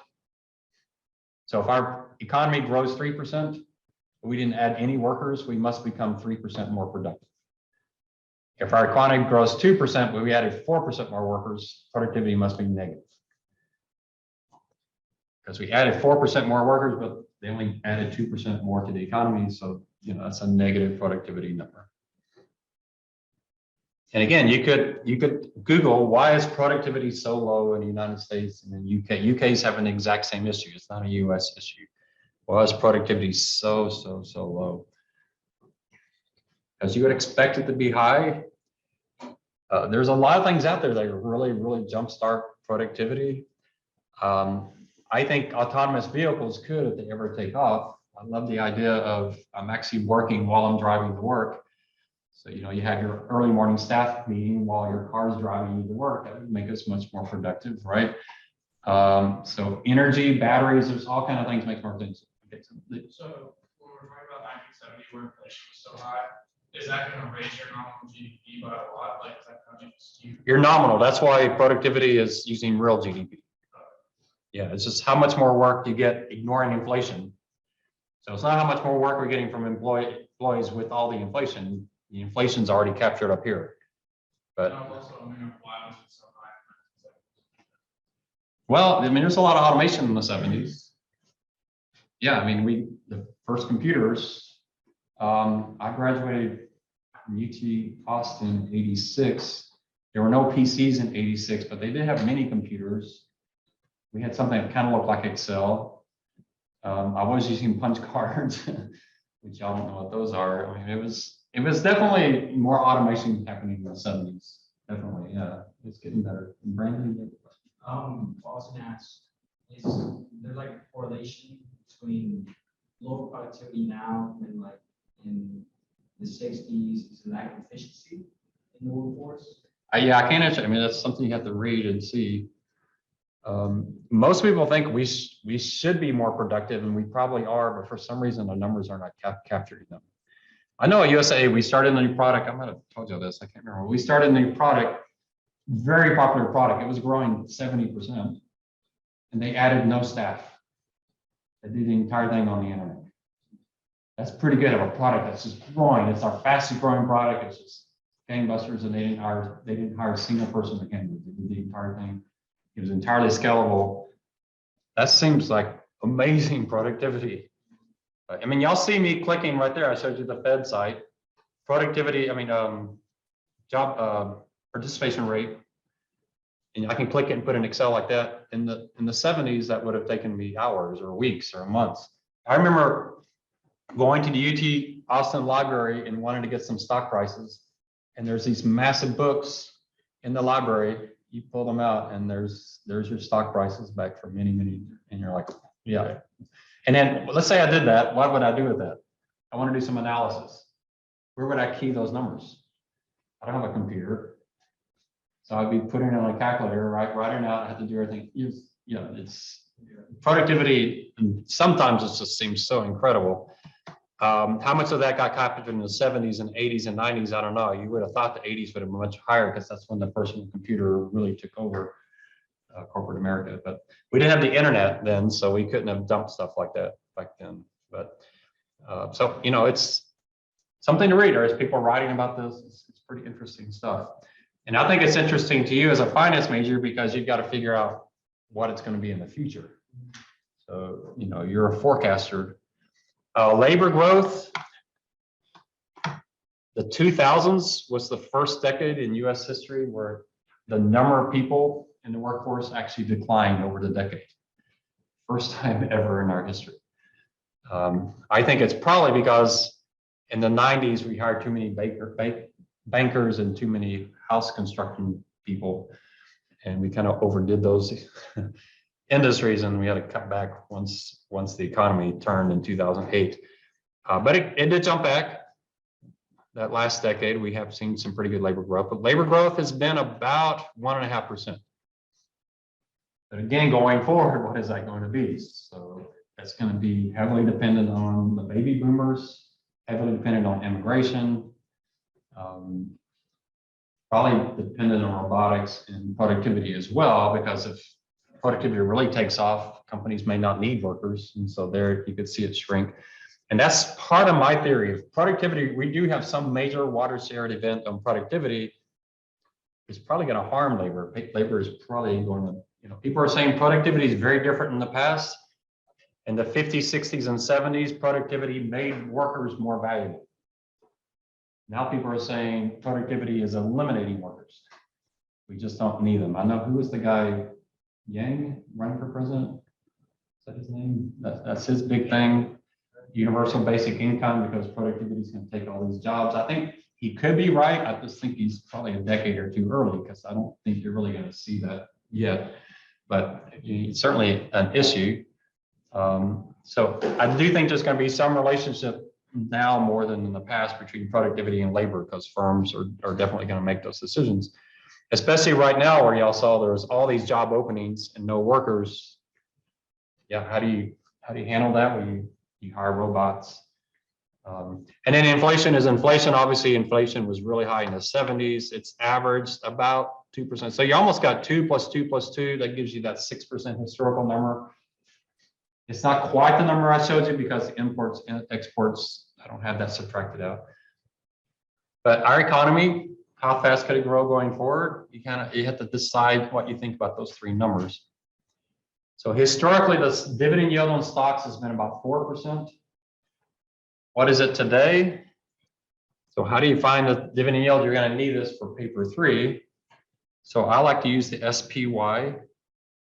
SPY is an exchange traded fund. We'll talk about what that means. On the S&P 500.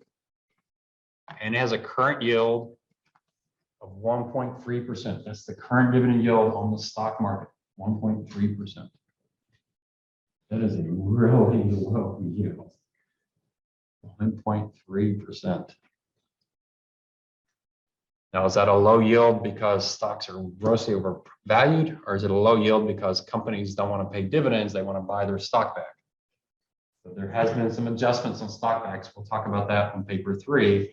That there's a lot of firms, rather than paying dividends, they're buying their stock back. And actually, for the first time in history, the last 10 years, stock buybacks are much greater than dividends. For the longest time, stock buybacks were less than stock issuances. So companies on net were issuing more stock they're buying back. The last several years, stock buybacks have been greater than the dividend yield, even net. So that may be part of it. That might add 1.5%. So maybe it's not as low as it looks, but yeah, that's a really, really low dividend yield. So if it's been 4% historically, and today it's 1.3, that somewhat implies you don't expect stocks to make as much going forward as they have in the past, just because you started off at such a low dividend yield, even if you add the stock buybacks back. So historically, stocks have given us about a 10% return, 4% from dividends, 6% from earnings growth, about 10. Would you expect 10% going forward? Probably not. Most people would probably say not. So what's a good forecast going forward? Let's say you use 2% productivity, 1% labor growth, 2% inflation, so about 5%. We've had a tough time, 2 + 1 gives you real GDP, right? These first two. We've had a tough time getting that 3% real GDP the last several years. It's been a tough number to get 3. But I would say, pessimistic, you're talking 4%. Optimistic, maybe you're talking 6. I don't see how you can get much out of that range. If you think our economy is going to grow 3%, including inflation, then you're really pessimistic. That would be pretty disastrous. If you think our economy is going to grow 7%, and you think it's because we're going to get 3% productivity or something, you're pretty optimistic, because we've, when's the last decade we had 3% productivity? The 1960s. Can we produce that? And so people say, and I love some of these articles, people say, well, we got artificial intelligence, we got robotics, all this stuff, man, look at all this productivity. And your grandparents said, well, we went from no electricity to electricity. We went from horses to cars. We have airplanes. Tell me again about your great productivity. We've had some pretty incredible productivity. What do you do when you go from non-electricity to electricity? That kind of changes things quite a bit. When it takes you, 6 months to go from New York to California, and now you can do it in one plane trip. We've done a lot of productivity. That's actually quite impressive. So is robotics equal? I mean, is robotics going to do the same for us that electricity did for us? I would say no. I mean, in my mind, the greatest invention in the history of mankind is the air conditioner. That has made us a lot more productive, I would say. I would be horribly unproductive. I wouldn't live in San Antonio, but I can tell you that, but that's a pretty impressive. The refrigerator is pretty impressive, right? I visit Costa Rica where they don't have electricity, where we go out in some places. How do they keep their food from spoiling? They don't. They just cook the exact same thing every day. And by cooking it, that kills, and so you're eating, I mean, it's a very different world without electricity. Would that skew your productivity as well? I mean, you're going from, like you were saying, from no electricity to electricity. I mean, is there really anything more we can do to have that big of a jump that big of a jump? Well, I'm starting in the 50s, so I can't really tell you what, and I don't think they go quite a big, maybe back that far. 40s and 50s, you're probably got the national highway system, and there's probably some things that are pretty big. I do think computers is pretty huge. It's hard for me to think of something today that's going to be as earth-shattering as no PCs to PCs, because that radically changed my life. There's no question about that. But who knows? Robotic AI is the one that keeps saying, but AI so far has disappointed. But who knows? It's tough to say what these things are going to do. But that's what you're up against. Is your forecast is what do you think going forward? And it's going to be something reasonable. I think if you're going to assume 4% productivity, you're assuming something we've never seen in the past. That's pretty radical. So I think, and this is real important for your paper 3, I really think anything in the 4 to 6% range to me seems reasonable. You get outside of that range, I think you're getting pretty radical. And where does productivity come from? To me, it's the most important one. In fact, Robert Arnott, one of my favorite authors, he talks about productivity should be your deciding factor where you invest your money. And he didn't say go to the countries with the highest productivity. He said go to the countries with the highest changing productivity. So let's see if I can get his answer. So which is going to be more productive? A country like the US with a bunch of 50 and 60-year-old workers who are really, really productive, or a country, say, Saudi Arabia with a bunch of young workers that aren't very productive? Which is going to be the better place from a productivity standpoint? Well, you want you want to invest places where they have a lot of young workers. Why? Because their productivity is low, but what are you looking for? You're looking at the change in productivity. Young people's change in productivity is much higher than older people's change in productivity, even though older people are more productive than young. So that's what Robert Arnott did. He went around the world and he said, what are the countries that have the best change in productivity? Because that's where the true growth comes in a country. So not who has the highest productivity, whose productivity is improving the most. And productivity is a function of innovation. I think the US still leads there very heavily versus the rest of the world. Education, not so sure about that one. We might even look at that one. I don't want to depress anybody, but well, if it continues to increase, then where is it coming from? Because you have to have skilled workers. Productivity is skilled workers. So you got to have the innovators. You got to have those people. If we're not producing them, then we got to still have an open immigration so that we get those people to come here. Because I think the US system still has some huge advantages that other systems don't. You know, China, Singapore, China, Taiwan, China. I mean, you got China. Japan, South Korea, Estonia, Netherlands, Poland. Where's the US? Where's the United States? There we are, 38th. Wow, we're number 38. That's in math. Where's the United States? There they are, much better on science, which is amazing to me because my high school science was so horribly bad. And then we do well in reading. China's number 1 in math, but they're only number 1 in science. And then reading, they fall down to number 1. Now Singapore, there's some good books on this. You know, it's a really good book I was reading. Singapore does really great in their public schools, but then their students are so burned out when they get to college. College is like this big party for 4 years.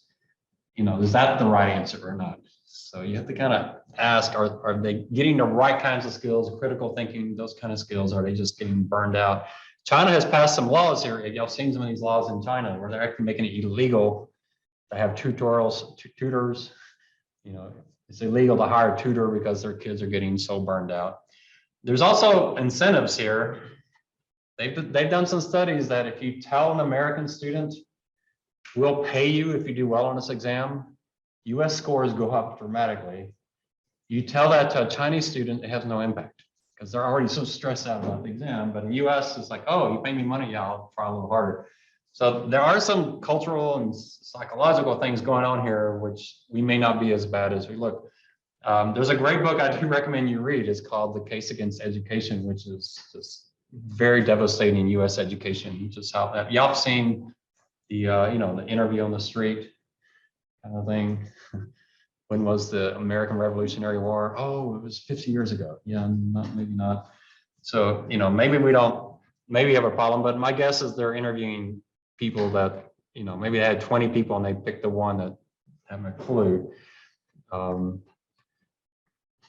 So anyway, or they ask who won the Revolutionary War, American Revolutionary War, who was it between? And they say, oh, America and you know, South Korea or something. I was like, no, that's not right. How are they surveying scores? These are actual exams that students are taking. Yeah, I can't remember when I was in high school or what we did. We must have taken them at some point.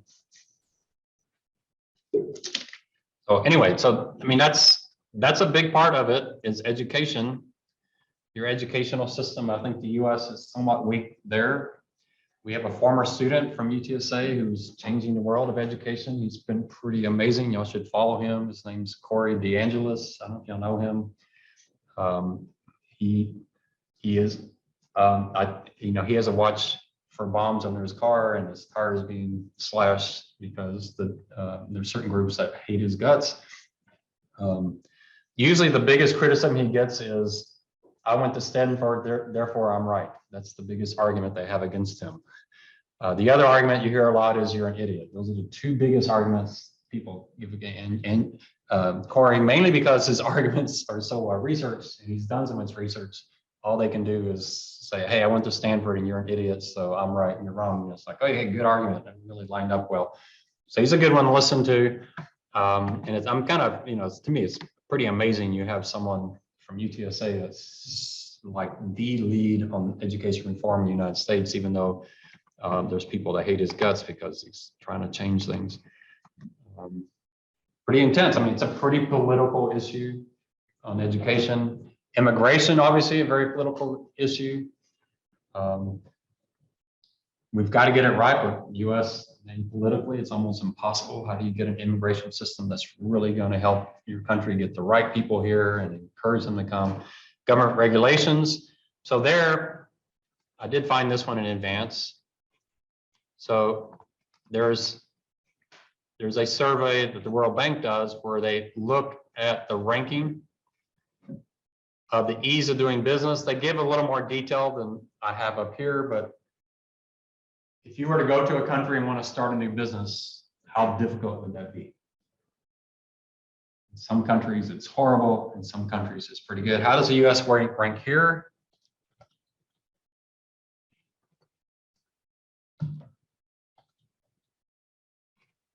Number 6. So we do pretty well there. Now I spent a lot of time in Costa Rica, they're 74th. And I can tell you Costa Rica is much lower than the US. I have friends from Costa Rica, they visited here and I said, it'd be really easy for me to get money to you if you would open up a bank account at USAA.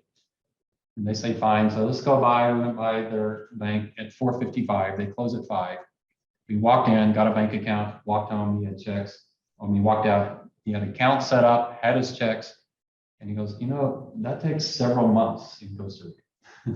What we just did in under 5 minutes takes months in Costa Rica. So yeah, it makes a big difference, right? If it takes you that long, how long does it take you to get real estate? All this kind of stuff, open a business, all those kind of things. China, I don't know which China they would bring up here. 32nd, so below the US. I don't know who's the worst. I don't know if I can sort it. New Zealand's highest. Hong Kong is still way up there. South Korea, United States. I don't know why Georgia is so high. United Kingdom. And then anybody want to guess who's last place? Maybe Venezuela, maybe Congo, Somalia. So yeah, Libya. You kind of expect Sudan, Congo. You expect some of those countries that are, civil wars are not conducive to opening new businesses. Political disruption, those kind of things are obviously not good. So what are you looking for? So if you're an investor, you say, well, I want to invest in these countries.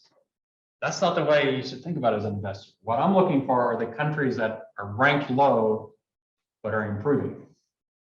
To me, investing is not about finding the best, because what do we know about the best in investing? It's the most expensive, right? I'm looking for the worst that's improving. So I'm not going to necessarily go out and invest in Venezuela. I doubt they're even on the list. I don't know how to spell Venezuela. There it is. No, they're actually on the list, 188th. So am I going to invest there? No, probably not. I'm looking for a country like an Argentina or Peru that right now it's just a disaster, but someone can come in and fix the whole thing. That's kind of what you're looking for. So I don't know how far up the list you have to go. There's not any countries I'm seeing here. Myanmar, my word, that's kind of a disaster, right? Is that going to be fixed? Huh? Oh, I don't know anything about that country. You kind of, Brazil's a good example. They're about to have a big election. That's going to be interesting. Can they turn things around? Who knows? That's kind of what you're looking for, is someone that's maybe further down the list that might improve, and you kind of give them a chance in investment. I heard one podcast where he was investing in Iraq. Crazy, Iraq, why would you do that? But he was doing extremely, extremely well. And he said, yeah, because US TV shows were so negative on Iraq But when you actually go there and put your feet on the ground, you discover there's a lot of business going on. People are opening business, they're doing well. If you know what you're doing, these countries, they have opportunities. And he was saying it's a good opportunity because everybody's ignoring them. And here's people doing really good things. They can't find capital, and I'll walk and give them capital. I can make a lot of money off of that, but you better know what you're doing. But anyway, you can just see who's on the list. So the US ranks high here, and we need to rank high here. That's extremely important. When it becomes really difficult to do things, then that's when your economy starts suffering. So your culture, just attitudes. Japan has had an issue with bankruptcies in the past. Some countries like bankruptcy, that's so horrible. It's like the end of life. And so they just prop these companies up, don't let them go under. In the US, it's like, hey, yeah, I failed. I have 4 companies that went under. I'm on my 5th one. And the US, we're like, oh, you go for it. Good job. It's a different mindset. Gives us a huge advantage. If you can start a business and fail and start again, and it's not a big, mark against you, that gives you an advantage that people will take risks and go out and do that. Versus Japan, you have these banks that are probably insolvent, that are just being propped up year after year after year. It's better just let them fail and start something else. So the cultural issues can certainly be there. Japan has gotten a much better reputation recently for really focusing on the stockholder and return to the stockholder. That's something that you see books writing, that their companies are starting to get much better at boards that are much more focused on the stockholder. That has certainly helped them some. But those are the kind of things you're looking for. So we try to figure out where you're going to invest in the world. You're looking for countries that are going to do extremely well there. And the best case is countries that are going to do extremely well there that right now everybody's negative on them. And somehow they'll turn around. I don't know where that is, but you can go find it somewhere.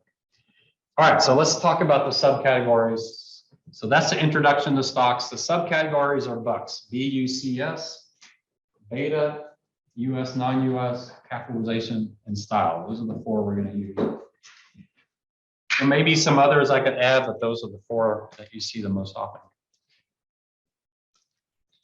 So the first one is beta.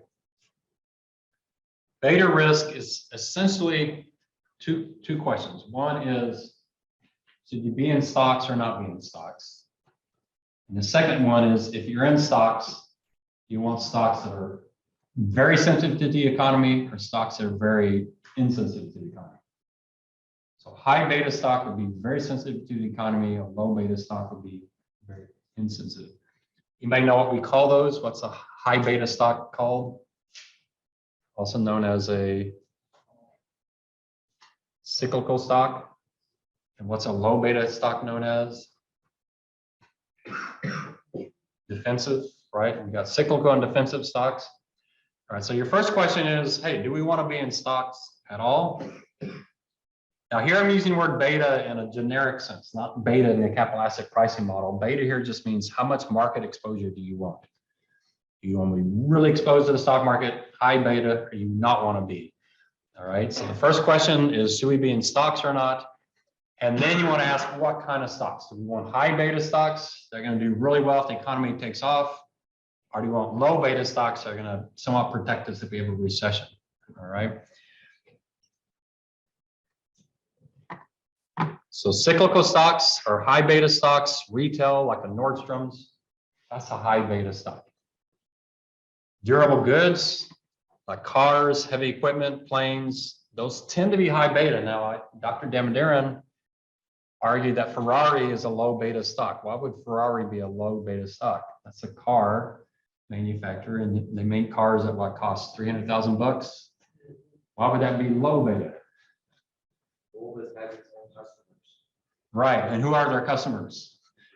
Billionaires, right? Do billionaires cut back on their spending when the economy goes under? No, it's like, I lost 40 billion last week, but I'm down to 60 billion. So, no big deal. So it's not 100% that all car manufacturers are high beta, but we generally think of them as that. Commodities, steel, concrete, those type, they tend to be high beta. Travel and leisure, obviously, if you're worried about losing your job in a recession, you're probably not going to go to Disneyland for a week.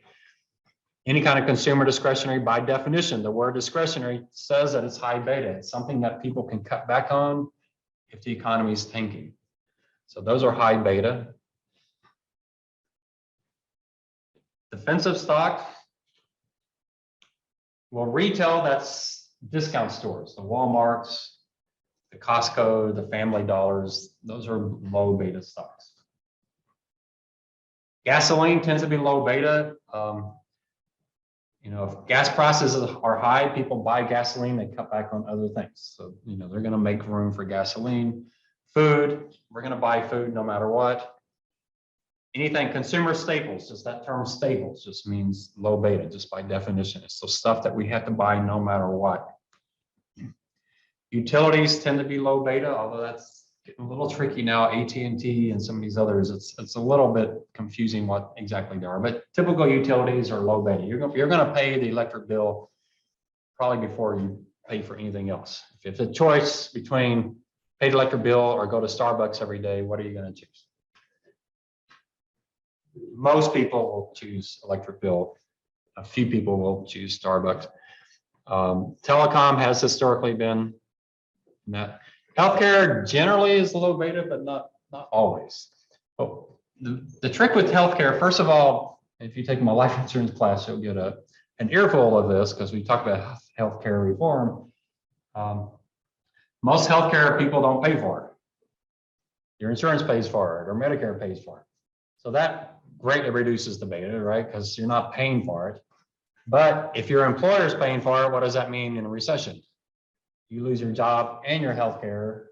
So there can be some relationship there. So healthcare, it's a little tricky on healthcare, whether it's high, you know, it's not a high beta, but how far below 1 it is.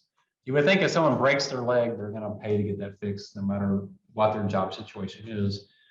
And then somewhere in between, technology has generally been viewed as above 1, but people are starting to see Apple as a staple, or, you know, Facebook as a staple in these things. You know, Facebook is mainly advertising, so you kind of think of advertising as being high beta because firms cut back on advertising. But what you're discovering now is firms cut back on TV advertising, but boy, you got to keep the Facebook and the Google going because those are pretty central. We'll see if Facebook can survive all that's going on. So it just depends. These aren't 100% rules. Here's are the main sectors that are out there. Energy, materials. Materials are very high beta. Industrials are high beta just by definition. Communication services, that's a whole new group. That's where they moved Facebook and Google. They're really tech companies, but they're kind of advertising tech companies. Disney's in there. Consumer discretionary staples by definition. Healthcare, financials. Financials, kind of depends. 2008, financials were high beta, but that's because we had a financial crisis. If you're a financial and you have a financial crisis, you're going to sell off more than everybody else. You just have to.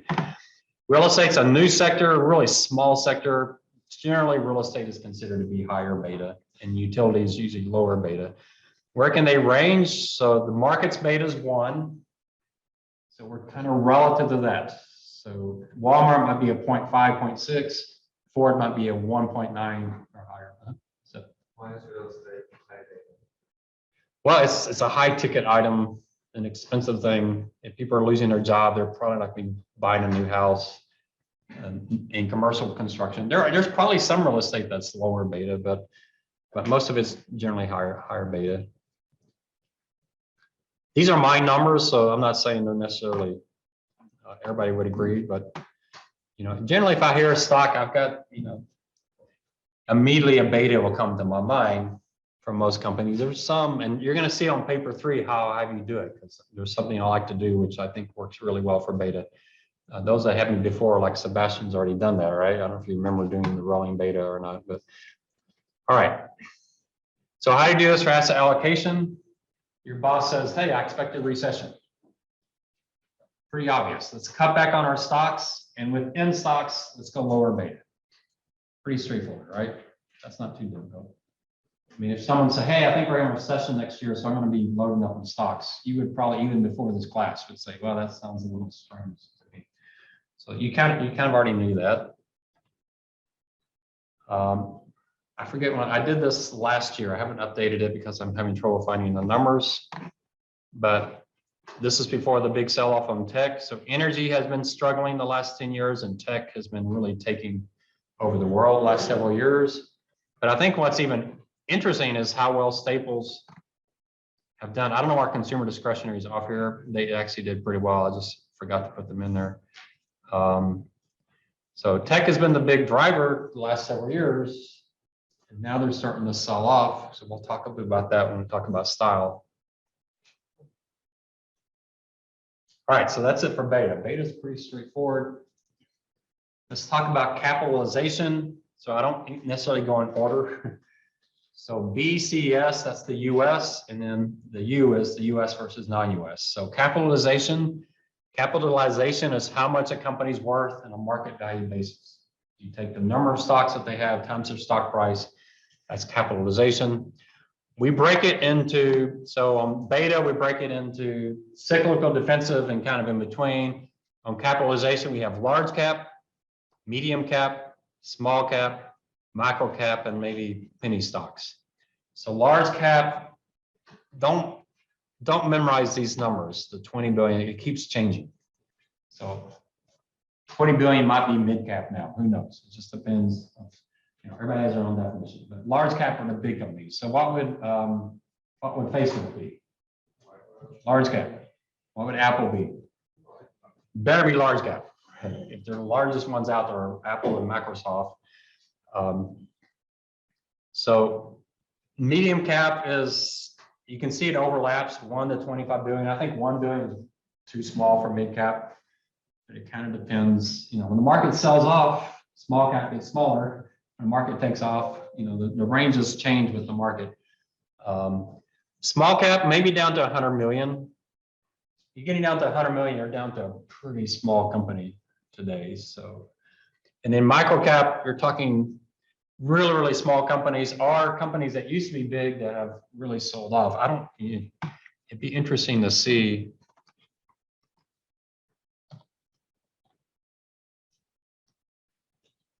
What is JC Penney's? I don't know how to spell it.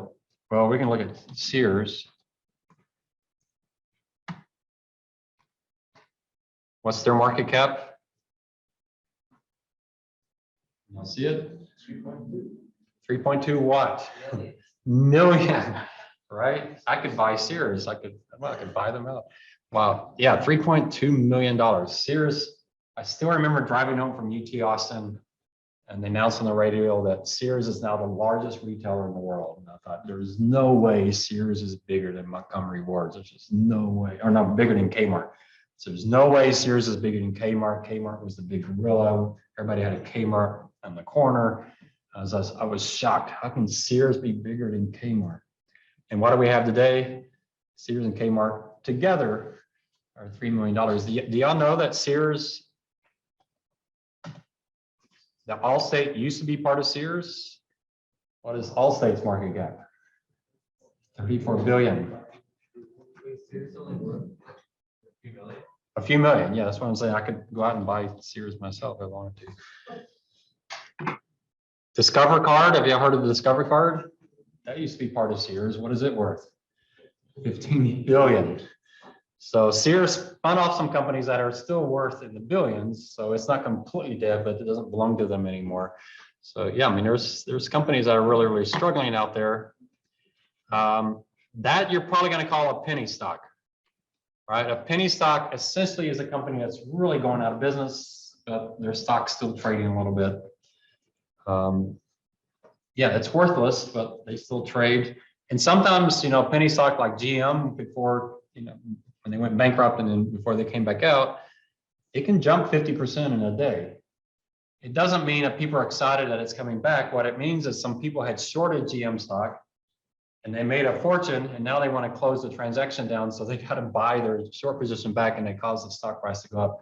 I know people who love penny stocks because of that. You can get that 50%, but you're buying something you know is worthless. Just hoping you get that volatility and you know buy it for $1 and you sell it for $1.50. Yeah, that's great if you get it right, but you know it's worthless. I'm not the kind of person that says I'm going to buy something that's worthless because it might go up 50%. I don't like that type of market, but there are people who like to do that.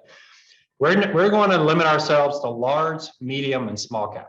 I'm not going to talk micro cap. We're definitely not going to talk penny stocks. So these these tend to move together. If large cap sells off 20%, small cap's probably going to sell off 25%. They're highly correlated. So the main thing is the expected return and risk. So be real careful on the exam. The large cap relative to the other caps has the lower relative return and lower risk. Some students say large cap is low risk, low return. I'm not saying that. Relative to small cap, relative to mid cap, they have the lower expected return, lower expected risk, okay? I'm not saying large cap has low risk, but large cap has lower risk relative to small cap. So small cap is a higher expected return, a higher expected risk. So if you expect a recession, you want to move up in capitalization.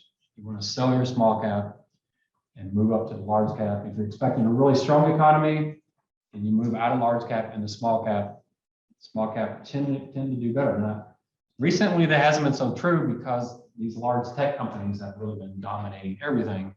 So it doesn't always work that way, but generally small cap is the place to be if you're expecting a strong economy. If you're expecting a weak economy, just the opposite. So here's how these have done. I forget where I went through here, but through the end of last year, maybe. So small cap has had the highest return, large cap, and then mid cap. So they're kind of mixed up right now. That's over the last, I don't know how far back I went, but last several years. All right, so there's capitalization. Some people like small cap because they're not as widely followed. So you might be able to find some cheap companies that no one's really talking about or finding, there's a lot more of them. They're not as well researched. And if you do the analysis, you might uncover something pretty exciting. Whereas the large cap companies, everybody's following them. The chances of you finding something that no one else knows about is probably not going to happen. All right, style. Style is a big one. You still hear it a lot. There's some people who don't like style, but style is, there's two types of stocks. There's growth stocks and there's value stocks. And don't confuse this with beta. Growth stocks are not necessarily high beta. Value stocks are not necessarily low beta. In fact, a lot of value stocks are very high beta. So don't mix those two up. We're talking something very different here. So growth stocks, they have high expected earnings growth, high expected growth. And because of that, they're expensive. They have a high price to earnings ratio, high price to book ratio. They look expensive versus others. Why? Because we expect them to grow really fast in the future.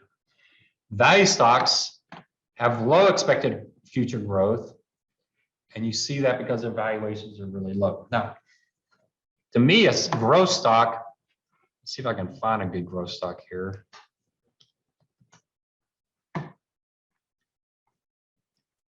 So NVIDIA's PE ratio is 82. The S&P's PE ratio right now might be like 23. I'm not sure exactly what it is. So anything above 20, you're kind of getting the normal. Above 30, you got a growth stock. All right, high PE ratio. What would you classify Facebook as? 3 months ago. So today, you may want to know what Facebook's PE ratio is. How much? That, I don't think it's quite that low. We'll see. Maybe it's gotten down that low. It's getting down there. Facebook looked like a value stock today. Now, back in 2008, Apple looked like a value stock. And I wish I'd dumped all my money into Apple because it was really cheap. It was valued not to grow very, very fast. So it's pretty interesting that Facebook is a value stock. What about Amazon? What do you think Amazon's PE ratio is? Above 50 or below? You think of below? Boy, you're right, but not by much. But that's what we're looking at. And why is Amazon so expensive and Facebook looks pretty cheap?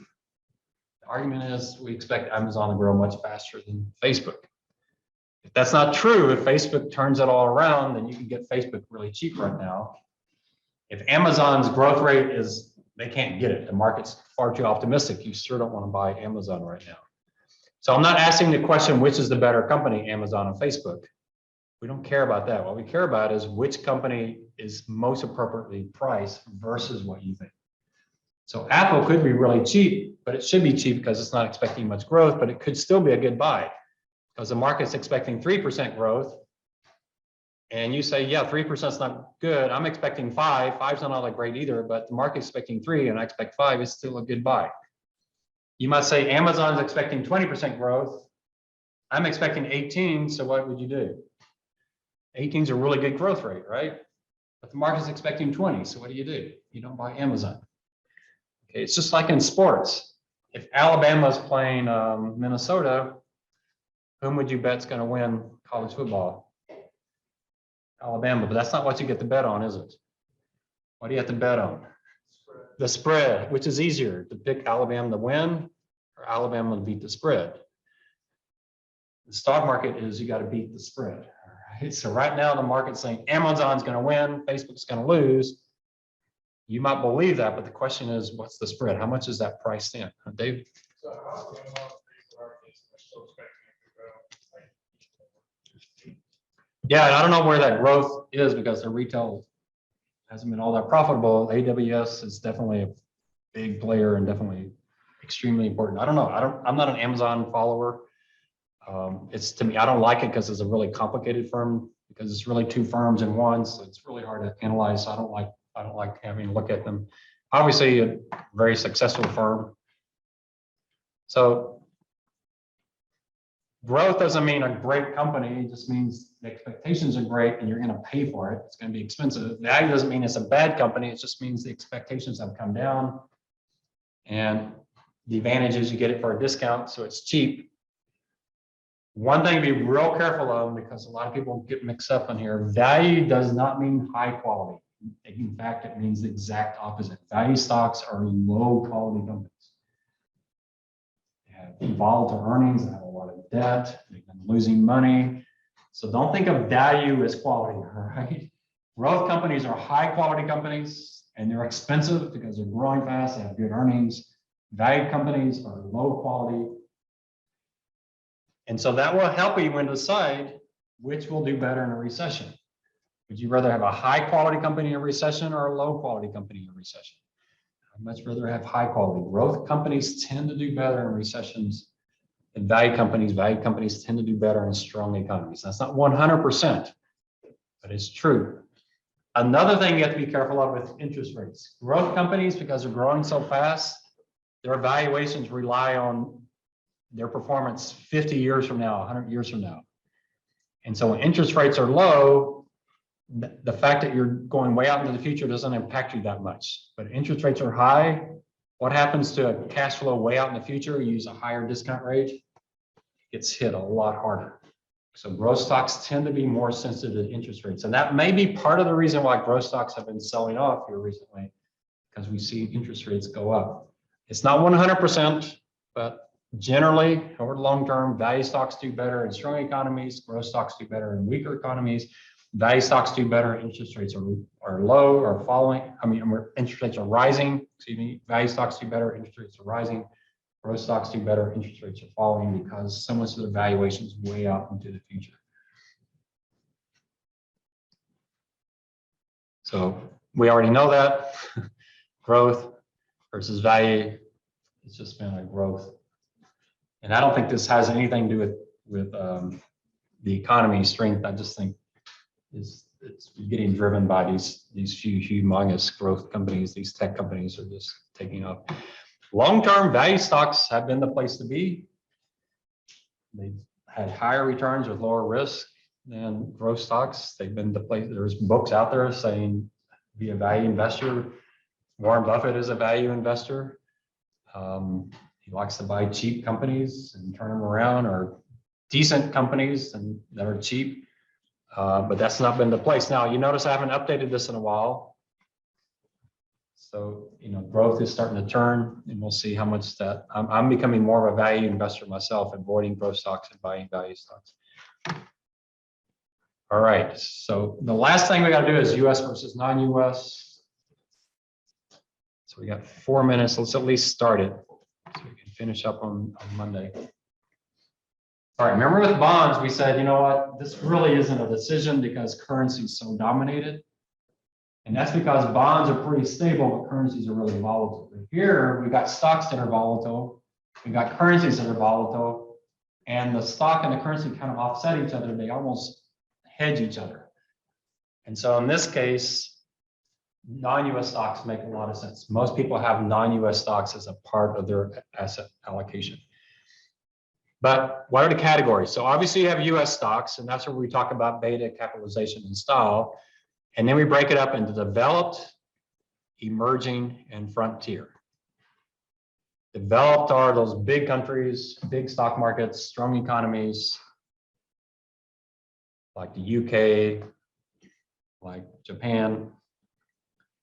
Emerging markets are those countries that are developing. They have some issues, something's going on. They're probably growing fast, but they're also on the verge of disaster, some of them. You know, there's a lot of risk there. They do provide some diversification benefit, but these different classes have more and more correlated to each other because of globalization. They tend to move somewhat together. And then frontier markets, boy, if you've got some guts, frontier markets doesn't include everything. So I don't think Venezuela even comes up. All right, there's some countries that are not anywhere on the list, but countries that are really struggling quite dramatically, but they do have a stock market. You could invest in them. That's a frontier market. I'm not a frontier market person. I don't know those markets. It's a place you could specialize in, you know, pick a country, move there, learn the language, learn the culture, learn the business environment. You could become valuable if that market takes off, but you better pick one that doesn't fall apart. Here's how Standard & Poor's says which category you're in. So domestic capital market capitalization needs to be greater than 2.5 billion, where we have one stock Apple that's over 2 trillion. So in the US, we have one stock that gets us there. So that's not much of a requirement. Turnover 1 billion. Boy, I think we do a billion in the US like every 3 seconds or so. So that's not much of a criteria. And your exchange development ratio, essentially what they're looking for there is what percentage is your stock market of your economy. So in the US, I think it's like 85% or something. I don't know. I can't remember. But if you look at the US stock market and compare it to our economy, it's a big chunk of our economy is in there. And I think this is actually one of the ones that harms China becoming a developed market. Other criteria, you know, 15 billion. So you go from 2.5 to 15. Settlement period T+3. When I was at UTSA, we were doing T+0. We're trading and settling on the same day we did the trade, but they say T+3 at the worst case. Your government's debt has to be at least BB or BB+ or higher. No hyperinflation, so that's going to kick out a few countries right now, right, that are really struggling with that. No significant ownership restrictions. I think China struggles a little bit on that as well. Freely traded currency. You know, China might still be struggling a little bit on there. So, you know, if you're asking when will China become not an emerging country but a developed, those are the kind of things you're going to have to look at. And then their per capita, 15,000. That number, you know, I don't know where. I think China is actually is hitting that number now. In the US, what is it, like 40,000 or something? I don't know. I get the individual versus the household mixed up. So that's what a developed market is. You look historically how they've done here recently, the US has been the place to be by far. And Jack Bogle, the guy who started, oh, we're out of time. Well, I'll start there. We'll talk about Jack Bogle if I remember next time.